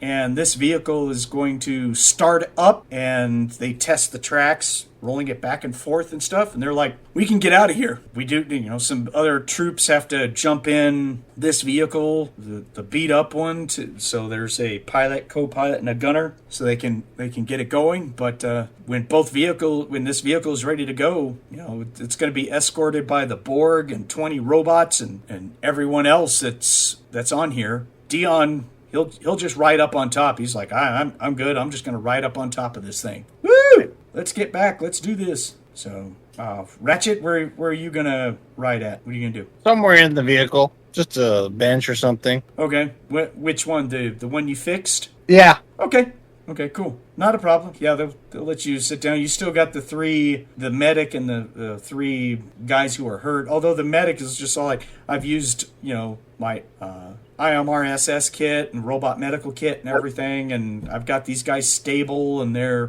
doing fine. They wouldn't have gotten this far if it wasn't for the fact that you guys came out here, because I wouldn't have been able to come out here by myself, and who knows if I would have made it. So Peace. he'll take the gauntlet off, the hard MD gauntlet, and then he takes he's not wearing them, because he's been doing surgery and everything, so he's been cleaning his hands and everything, and the medic will look at Ratchet and he'll state that, I know in the past you can call it indoctrinated, trained, whatever, to absolutely despise, hate, and attack, arrest all kinds of manners of magic users, and I have to say that in my field of study, it was necessary that you weren't supposed to trust magic. But there are some people who are okay, and he's gonna reach out his flesh hand and offer to shake your hand. Yeah, I'll shake his hand. Thank you for those kind words. Harley, where are you gonna be at? Is Monte back? Okay, I'm assuming that he's not back, so we'll just say that Harley probably rides on top of the vehicle where Dion's at. I don't see a reason why he would change that. So, Lou, what about you? Where are you going, riding? What are you doing? Gosh darn, man. Did everyone go? Oh, he put out a thing that he was away from keyboard too. I missed that. That was bad on me. All right. Jesus. Brandon, are you at least there? I'm here. All right.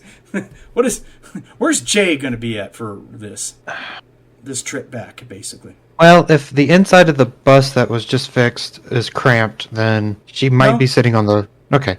Then she'll probably be like sitting down cross-legged, just meditating. No, there's room inside the fixed vehicle. You can sit there with Ratchet if you want. There's enough room. She's probably just going to sit down and meditate. Pilot, co-pilot, and gunner chair up front is taken up, but there was not other soldiers left over to go inside this vehicle. They were going to go with their vehicle, shall we put it? So yeah. So yeah, no.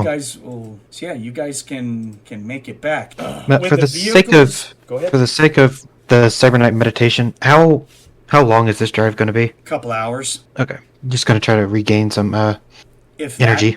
Actually, probably not even that, because you're roughly only like 5 miles away, but they're going to be going pretty slow. So, a little over an hour, really. He's going to try to regain just a little bit of energy. Okay. And you will feel the psychic emanations of active use just turn off as you guys start moving. Okay. Interesting. So, yeah. And then you guys travel back to base camp. You guys get there without any more issues. The vehicles will stop out in the open, let you guys off. When you guys exit the vehicle, is it Commander? I think it's Commander Rodriguez is going to be right there. So Ratchet, when you get off, he's right there. He's talking to the lieutenant and everything, and so he says, Yeah, I hear you guys did a good job. The reports are favorable that you helped out and everything. So I'll process this and I'll do my part to make sure that on payment release here, in like a week or so, that all of you get the hazard pay. I'm just going to dump everything into one account unless you request otherwise. I figure you can be in charge of paying your own people. Yeah, that's fine. And then, his PC just crashed. So, Monte, since you're back, I just assumed that as the vehicles were driving away, you were going to stay up on top with Dion. Is that accurate? Yeah, she's Mr. Man. She's like, I'm going to stay with you for a little while. And besides, if something happens, you're going to fire first. Yeah. Or maybe. I really would have liked that C-27 from that demon, but oh well, that would have been nice for us to grab. Yeah, but I guess he did like the, what was it, 50 to 1 odds? He's a demon. I'm surprised that he knows how to count. I don't. I don't. All right, so you get back, Rod. Oh, Dion's going to tell Rodriguez. He's like, well, it's getting close to dinner time. I'm going to try and whip up something, and I'll cook up a fresh batch. So give me like 12 minutes, and let me see what I have left. And the commander just kind of rolls his eyes and looks skywards, and then looks at Dion, and he says, I'm afraid that there's nothing left in your canister, so you might have to start with an empty. Dion's like, all right, gotcha. Don't you hate how that just evaporates? So, Thomas, since you're right here, when you guys get back to the camp, what's Lou doing? He is he's going over his motorcycle, and he's gonna ride a little bit in the woods and set up his own camp, set up his own tent, a little bit closer to the ley line, but like in a more secluded area, so he just wants to inhale everything in and talk to the ley line and see what's going on at the nexus points. Okay. He wants to see how busy they are and how effed we are. What about the other thing? Oh yeah. Yeah. That was really what I was looking for, but... Oh yeah. Don't I need to meet up with him again? Yeah, he has a bus here, remember? Oh yeah, that's right. So I'm gonna go to the short bus. Yeah, he'll answer. He's like, well, that was quick. Welcome back. Puts it in his hand. Say, for Prozac. Yeah, he's just all like, holy shit, really? Yeah. He just keeps looking at it and looking at you, looking at it, looking at you. He's just got this look of all like, are you freaking kidding me? That's me, Lou. I get you what you need. All right, come on. Let's see how legit. Yeah. He invites you on. He invites you on his bus. Yeah, I'll go. So he closes up. He closes up the bus. It's a bus without all the seats, of course. Okay. Yeah. So inside it looks like it's elaborately set up with computers and all kinds of electronics and tables and stuff like that. There's tools, wires, gems out all over the place. As soon as he closes the doors, you see him flick a switch, and he pumps some personal PPE, because you can see the magic and everything. So he pumps some personal PPE into a circuit board, and some lights and shit start going off, and all of the windows go black. And then he hits a couple of more switches and activates more magic, and he's just lighting off Techno-Wizard items in this bus like crazy. As soon as he hits the last one, you can't sense shit outside the walls of this vehicle. It's like all magic emanations and everything just got the door slammed on you. You're just like, ooh. Nice. Right. So he's just all like, I dabble in techno-wizardry. Mm-hmm. So, which his stuff doesn't look like he dabbles. This is exactly. he's just like, I got this. So he puts on some goggles and they light up, and he's looking at this thing, and he's just all like, yeah, this thing is just about damn near full of stuff. I got you what you need. He goes over to a desk. It's got a computer set up. Plugs it in. Does some typing on the keyboard, and some windows pop up, and he starts downloading stuff. You can see text of like, download this, and he's putting stuff in folders. He's just all like, he's just clicking at stuff and going through it, and he's just all like, holy cow, they collected information on each category of demon, their power levels, what they had. They have on here pinpoint accuracy down to meters of locations of what they're calling, that they're making pillars and doing sacrifices, creating just evil pieces of magic. These guys were very close, and they collected a lot of information. Holy crap. I told you I get you what you need. This is a treasure trove. And is there anything that we need to do about ordering for sanitation of anyone who saw you do this? Yes. So someone saw you do this? I mean, yeah, but he didn't like say anything. I was just making small talk with him. But you might want to dispose of him. What was his name? Yeah, of course you got his name. You're sitting there talking to him. Yeah, he's this guy. He fires the tank and everything. He types it in, and you see the guy's picture, his face pull up on there. And he took his helmet off and talked to you. So he was like, "Is this the guy that you're talking about? Yeah. Is that him?" Yeah. He's like, "Okay, we'll take it from here." I'm such an evil Motherfucker! I'm such an evil. What's your alignment? I'm serious. What was your I think alignment? it's unscrupulous, something like that. Or unprincipled. Yeah. Unprincipled. Wow. Yeah. Watch as we make a man disappear. Oh my god, dude. Abracadabra, he dead. Hey, I mean, he's a good guy and everything, but he might need to have his mind wiped, you know? Oh my gosh. You know, I know. I'm sure he'll be fine. I'm sure he'll be fine, you know? What did you do? I'm doing them. Yeah. Just getting the job done. Getting the job done. Oh, Jesus. Okay. You guys hear this, right? He just sold out his own boy, right? He ain't my boy. I just talked to him for a few minutes. Wow. You are a diehard Vanguard operative. Yes. I'll hand it to you. Yeah. That you are a diehard Vanguard operative. That's something. Wow. That's something special. You're playing that to the. You're playing that to the T, dude. Whew. By morning, I want that man assigned to a outpost, manning a radar outpost in the Arctic regions. Arctic Going to region. Antarctica tomorrow. There's a book that's coming out, actually. They're coming out with Antarctica here in a bit. Oh yeah. Yep. Apparently there's something the Splugorth fears over there. That the Splugorth fear? Yeah. Interesting. Something like that. What they say.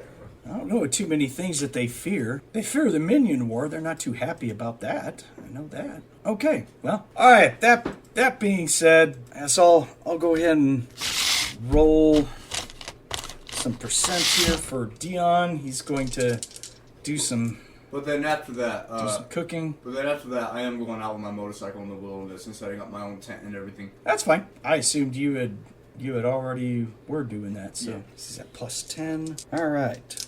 So, oh yeah, we need to do the cooking. 38. All right. That boy's on it. I don't blow too many rolls, but so far on cooking, I've been on it. So so dinner and the coffee are both as per usual. What we kind of expect from Dion is pretty damn good. After a hard day of kicking demon butt, it's good to come home to a nice meal. Yeah. There Yep. you go. Monte, were you back in time to hear what Thomas did? Yes, I was. I heard that, and I'm like, and I thought I was evil. Damn.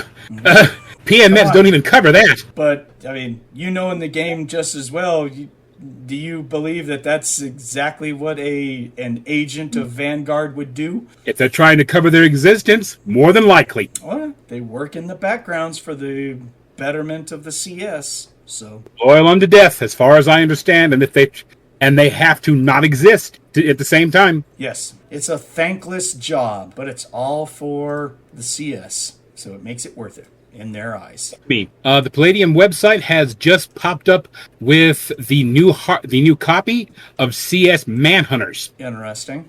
It looks pretty interesting, and I think it covers the Vanguard.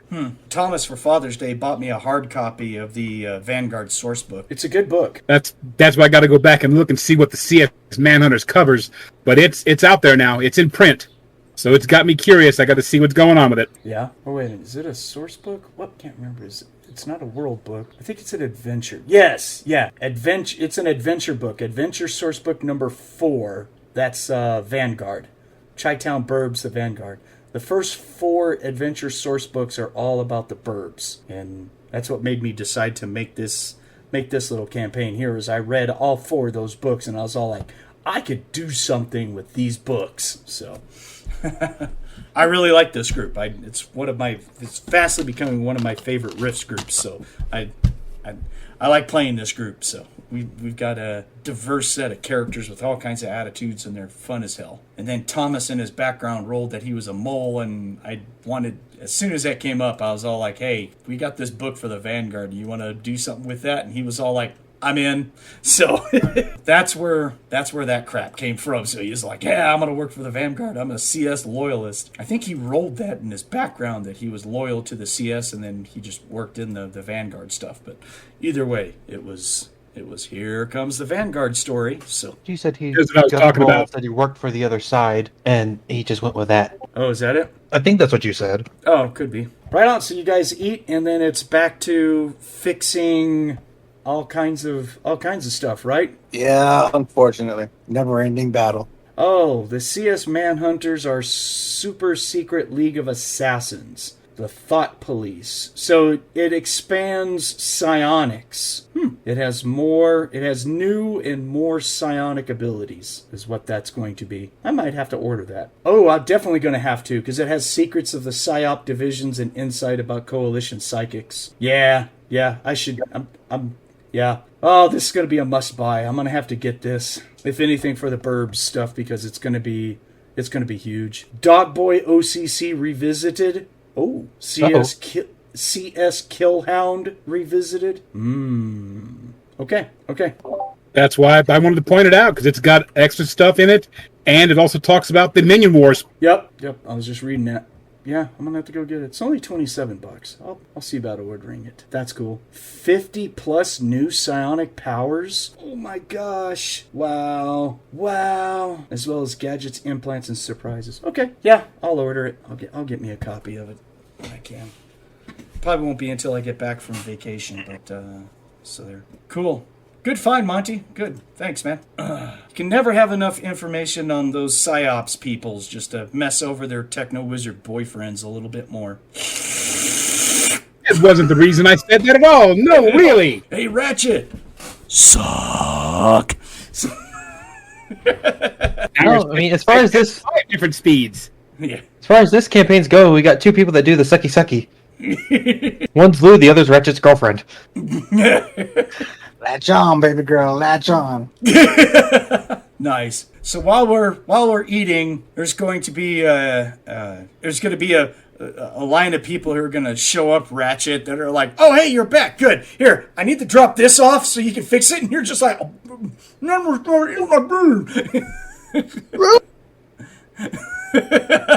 Fucking gotta eat here, man. There should be a modern-sized pile between the first and second plates. You're all like, man, what's going on here? So, And while we're at it, like, there's a giant pile of magazine clips that need to be refilled. oh well, that's never ending. No, it got bigger. So all of us are sitting outside, just having our, just bullshitting and eating and stuff. And there's going to be coalition troops walking by and everything. And there's going to be a group of CS soldiers that come by, not in armor. They're just going to be in like their off-duty clothes. Well, not like they're ever off-duty, but you know what I mean, like combat, the equivalent of CS combat fatigues kind of stuff. And they have plastic totes of that they're carrying. There's about 8 of them or so, and they're coming by, and they're wearing these weird. Every one of them are wearing these weird hats.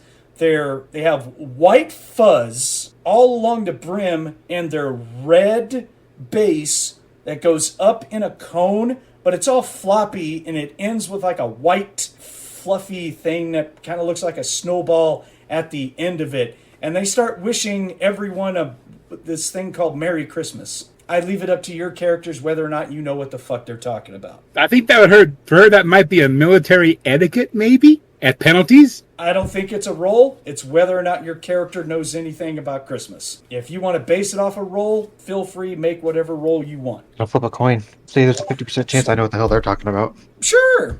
I mean, I don't. okay.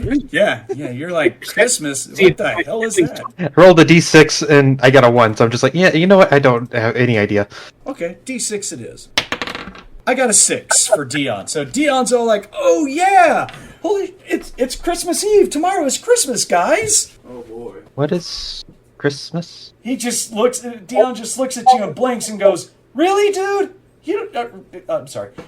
Really? Chick, you don't know what Christmas is? I lived in a monastery. I was sheltered. Christmas is the day the Emperor Prozac saved us all. Oh, for fuck's sake, Thomas. Oh my god. God is a pretender. Prozac is our true savior. God. I have to drink that Kool-Aid. Oh, I stop. don't know what you want. Just stop. He's bathing in Kool-Aid. Oh my god. He drowned and someone resuscitated him. Don't know how. So you're part of the new CS church that lists Prozac family as the source for Christmas for goodwill for all CS citizens? Is that what you're There's saying? Bible with this picture in it. Yeah. They're all like, Merry Christmas and Happy Prozac Family Day. Yeah. Oh, fuck. His little silver and gold rocket sled pulled by 8 tiny dog boys. Oh, my God. Ain't no way in hell Jay's gonna do that.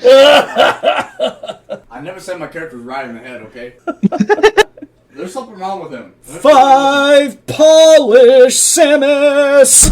Yes. 4 dead DBs, 3 killed psychics, 2 hanging magic users.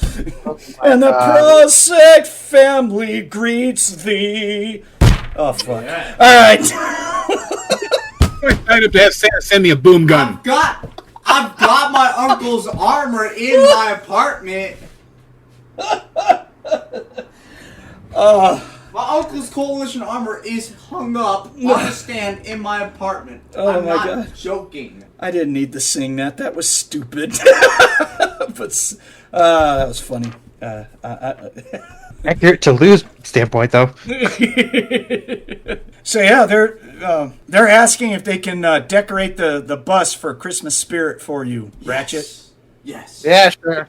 Okay, so they put up all kinds of green, white, and red blinky lights and hanging pieces of aluminum off your bus, to where it basically makes it's a giant flashing reflector now. You couldn't hide this thing from space. Just like, what's the point of the camo net then? Yeah, it's on the outside of the camo net. And target on my bus. I would say, if Pretty people much. attack Little, it actually draws aggro. Well, there's a lot of vehicles that are doing that. I mean, there's some Samus that are trailing streamers, and they have blinky lights on them, and there's going to be a couple of UAR-1 power armor or robots are going to walk by. They're going to be all dressed up in Christmas colors and stuff like that. Apparently, it's a big thing. For those of you who don't know what Christmas is, I'll leave it up to you. But yeah, Before I've heard of it, probably celebrated a few times with my family. That's about it. Yeah, but I'm pretty sure that your version of Christmas that you heard is different than the CS version of Christmas. Listen here, okay? There's only one version of Christmas, okay? And you know what? And just for your bus, Ratchet, I'm gonna bring a portrait of Prozac. Oh my God! I'm gonna decorate a little lights on with the flame and everything. He's threatening that if you put it on there, he's going to burn it. Never mind, I guess. I'm just gonna set up on my tent, I guess. Yeah, you set it on your You tent. wanna That's show fine. me Yeah, spirit? yeah. He said, "Go ahead and set it on your tent." That's fine. Yeah, I will. Oh my gosh! When I come in my bus one day, there's going to be a fucking shrine in the back end of the bus. Candles not gonna- lit and shit. I'm not going to Fucking repeat that because that'll give him ideas. But what? Ken He doll. didn't say Ken anything. doll Shut up. proposing- It's your fault because you're not on listening. Well, I'm gonna I'm listen. on headphones. Well, I'm gonna listen to it when it gets uploaded. Ah, Oh, shit. wait, it's being corrupted, right? Click now. So, Ken doll that has Prozac. oh my goodness. That one I will say. He says he doesn't want to see a Ken doll with Prozac's face on it. Now listen here, okay? It's not a Ken doll in my apartment. It's a full-up, blown-up sex doll. Whoa. Oh my god. I mean, what? That's a little far. Hello. I mean, what? Wow. What in Sam hell? Yeah. That ain't right. They got the inflatable dick and everything. I don't need... Yeah. We don't need to elaborate on this anymore. You're done. No mas. No more. That's enough. So, Christmas, folks. The coalition, everyone for the coalition talks about Christmas as not as a religious holiday, but as a Prozac family celebration type holiday. So, yeah, for those of you who are old style Christmas, you know what the religious implications are. And hearing the CS talk about it makes you kind of go like, huh? That's how you guys want to interpret that. I mean, interpret it. Yeah. The Prozac family dog boys will show up and give service medallions and credits to all good little CS boys and girls. Yes. Is that how it works? Yes. Well, Put them in their stockings and everything, you know? yeah. Wow. Yeah, from what I really understand, it's the original Christmas, thanks to her educated sisters. But there's one thing she still wants to know: We're waiting. where'd you get that 14-foot Santa hat for the abolisher? Well, what did Monte have to say? We've had that. I just pictured with flags draped between all guns, says "Season's greetings" and marches to battle. Well, Season's maybe. greetings. Season's greetings from a 50-centimeter cannon. Bah! Damn. Little demon? Oh, too bad. Sorry. Happy holidays, you son of a bitch.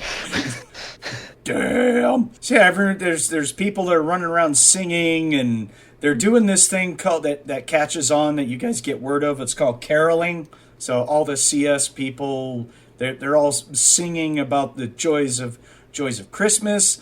They're giving each other gifts. You guys will be given, boxes that are wrapped in paper, and that they tell you that they're gifts. So you can just make up in your mind what you're given that someone from the CS will give you. It's a military camp, so maybe it's a small energy clip or a picture or marbles or just. If it ain't a picture of Prozac, I don't want it. Oh my gosh!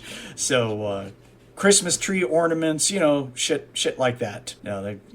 Each of you are given gifts. There's going to be a couple soldiers that walk around that have little plastic cups, and they're pouring a brown liquid from it, and they're just like, here, we call this our spiked rum cider. This is for Christmas. You got to take a shot with us. So I have a feeling like Jay opens up her package and is like, why the hell did I get a bone? Okay, yeah, maybe. You're howling or caroling, whatever it's Oh, called. Jesus. What do the dog boys howl when they sing? I feel like you know better than anyone else, right? They can actually sing. She's probably singing, but she's probably not singing with the other knuckleheads. Why? She doesn't know any of the Christmas carols, I can especially not the teach you coalition some. ones. Do you want me to teach you some? It She's won't gonna be go away from you. Actually, No, I've got like a whole book. Hold on. It won't be a problem because with the caroling, they actually have sheet music with them with the words. There you I have a feeling she's gonna get one phrase out and it's just like, I can't say Prozac that many times in one sentence. Well, there is going to be some of them that are like that, yes. And of course, when they're handing them out, someone will hand one to Jay, and she's a nice, mid-20s female soldier, and she's all like, hey, sing with us, and then she hands you it, and then she takes it back real quick, and she's like, I'm so sorry, can you read? Yes, I God, man. I might be able to read better than you can. So, Yeah, most of those troops probably don't even know words. I don't know what you're talking about. Yeah, there's a good portion of them that don't, yeah. So they have, I guess they're going to have digital tablets with videos playing where they mimic the words. So, yeah. God. And probably audio players. Audio players. A lot of audio players, yes. I'll bring out my Prozac hymnal that I keep on my bike. Jesus Christ. That boy ain't right. No. My character is not right in the head. Okay, he may be smart as heck, but he is. Ooh. So That's what happens when you're. Yeah. Dion is going to take some of the spiced cider rum, and he's just all like, "That's not spiced rum, guys. This does nothing." I mean, his stupid, Yes. his super endurance keeps him from getting drunk, and he's just like, "Yeah, whatever, okay." So nothing happens to him. Icy Ratchet? apple juice, not even boozy to him. Yeah. Ratchet, you gonna have any? Smells good. Yeah. Yeah. Okay. I miss you, Boo.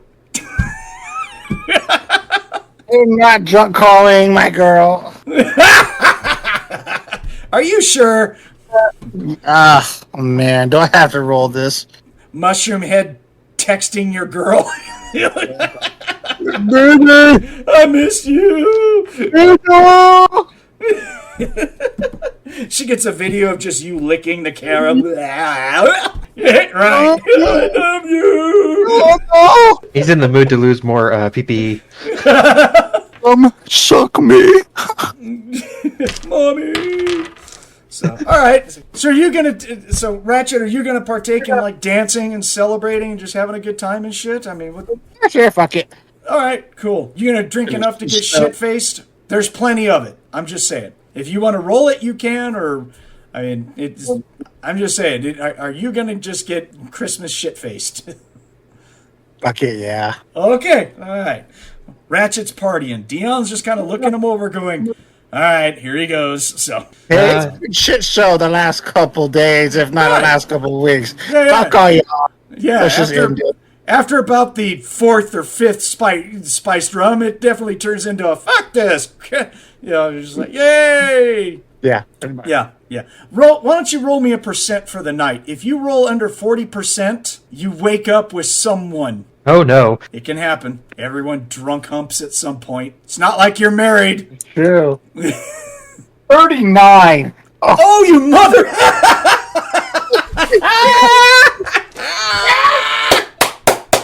Yes! Roll a d6 to determine what they are / their profession.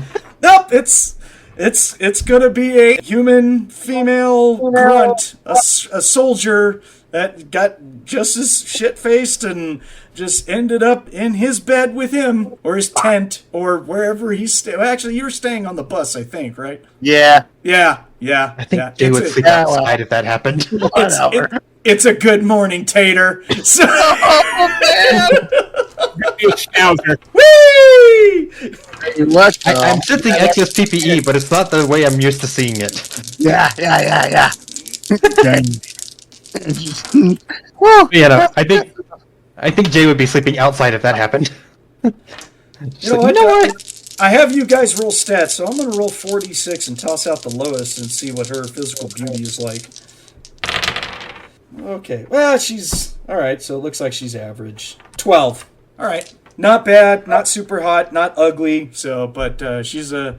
It was definitely worth your time, at least for what you remember. You wake up in the morning going, uh-oh. Yeah. This is where I plant bombs on everyone on my crew and like She's psychic. You think you're going to be able to hide this from her? She's a psychic. Can you hide it from her? Oh fuck no! I'm gonna have to tell her. Like, no, Maybe he needs to drink a little bit more so he can forget it. this is what happened. Yeah, right. We'll have to have a serious mind block on. Oh, boy. Okay, let's see whose other lives we can ruin. Let's just go down the line. This looks like fun. Hey, Harley, what are you doing tonight? Well, she's going to try it first and see how it tastes. Does it taste okay, not good, not great, or what? But that's kind of up to you. I mean, how do you The reason feel is about it? when she tries it, she might think, "Can you improve this, Dion?" Well, I'll tell you what. If you're roll a d20, the higher, the more you like it, basically. The higher, the better. Put it that way. Okay, rolling. Oh my God, she got a natural. She's like, "Give me a hose and put me next to it." Jeez. You rolled a natural 20 on that shit? Yes. All right, you think that's the best tasting alcohol you've ever had in your life for some reason. That's what I'm saying. It's like, just give me a hose, put me next to the keg. I'll see you guys tomorrow. Yeah, so Wow. So basically, you're going to wake up in the morning just hungover sick. Oh, yeah, she's going to regret going overboard like that. Yeah, you're just all like, oh. It's what did... It's... How's her inhibitions when she is that drunk? What inhibitions? Oh, shit. Hey, boss, move over. Oh, shit. What's the bus? So they're like doing a little rock, and now it's going. Part of me likes thinking she's never gotten this blasted. So when she wakes up tomorrow, it's going to be, all right, stop the cat from walking across the room. I'll shoot it. It's making too much noise. Why is that cat wearing metal spurs across the floor? Tell him to stop. Wow. Wow.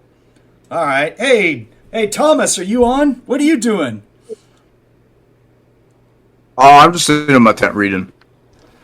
You're not going to partake of the No, glorious... no. Come on. It's for Prosec. No. How can you, of all people... You better dig deep into your background to justify why you wouldn't be out there partying, finding your some tail, and waking up in head deep in CS snatch. You can just see his ass running around naked in the fucking camp. He's got a mistletoe. No. Mistletoe hanging from his wanker. He's got a bottle of rum in one hand, a fucking Santa hat. And he's just like, yeah, kiss this mistletoe, bitches! Wow. No. My character will have one drink, and then that's all. Your drink was spiked. Roll it, bitch. You spoil sport. It's Christmas. Fine, I'll roll it. I don't care. I think it's funny.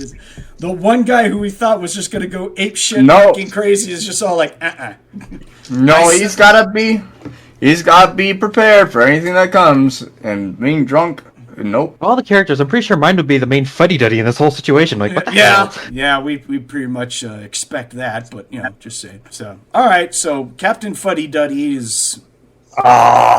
No Santa boots, mistletoe, and the Santa. Nope. Fail, sir. Fail. That's funny.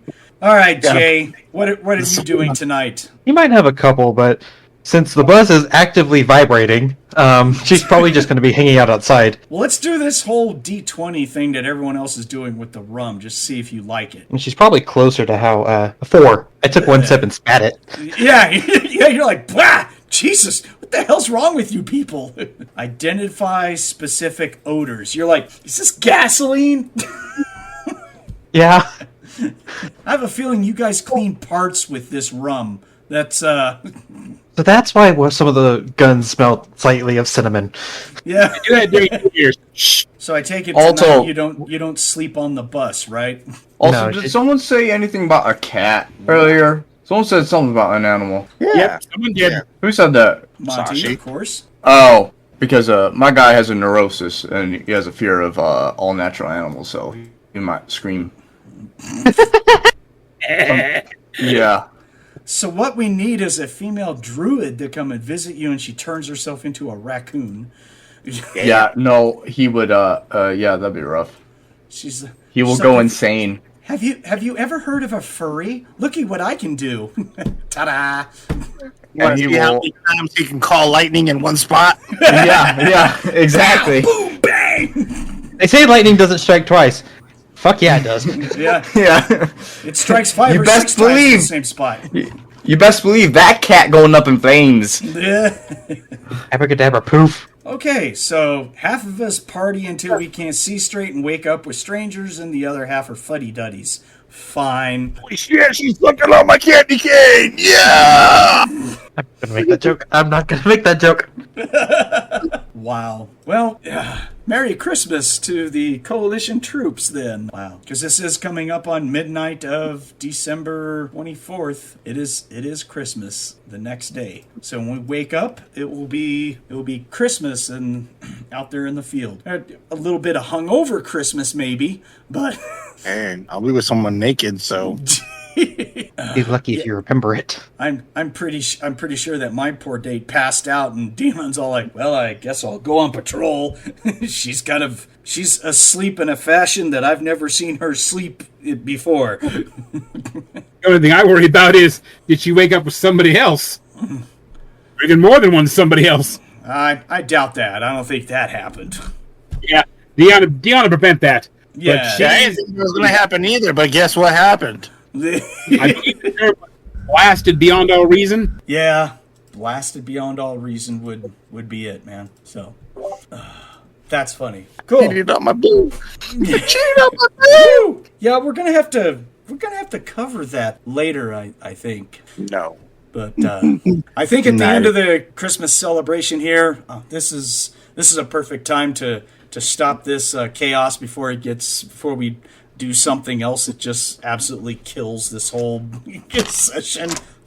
Christmas celebration with the Coalition. Yeah, there's a new one. Never thought I'd roleplay that before, but all right.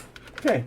Interesting. Very interesting. Cool. Thank you, guys. Thank everyone for listening. Thanks for my players. Psycho Squad Gaming Club. Guys, you're awesome. It was a good group today. Appreciate it. Thanks for all the fun. This ought to be one for the history books when I upload this. It's gonna be interesting. For those of y'all that's listening, we'll get right back with it. I got a vacation coming up here pretty soon, so we'll have to skip a week here soon, but we'll be back. Don't you worry. Until then, keep it real, keep throwing dice, don't listen to reality. Just role play it. Have a good one.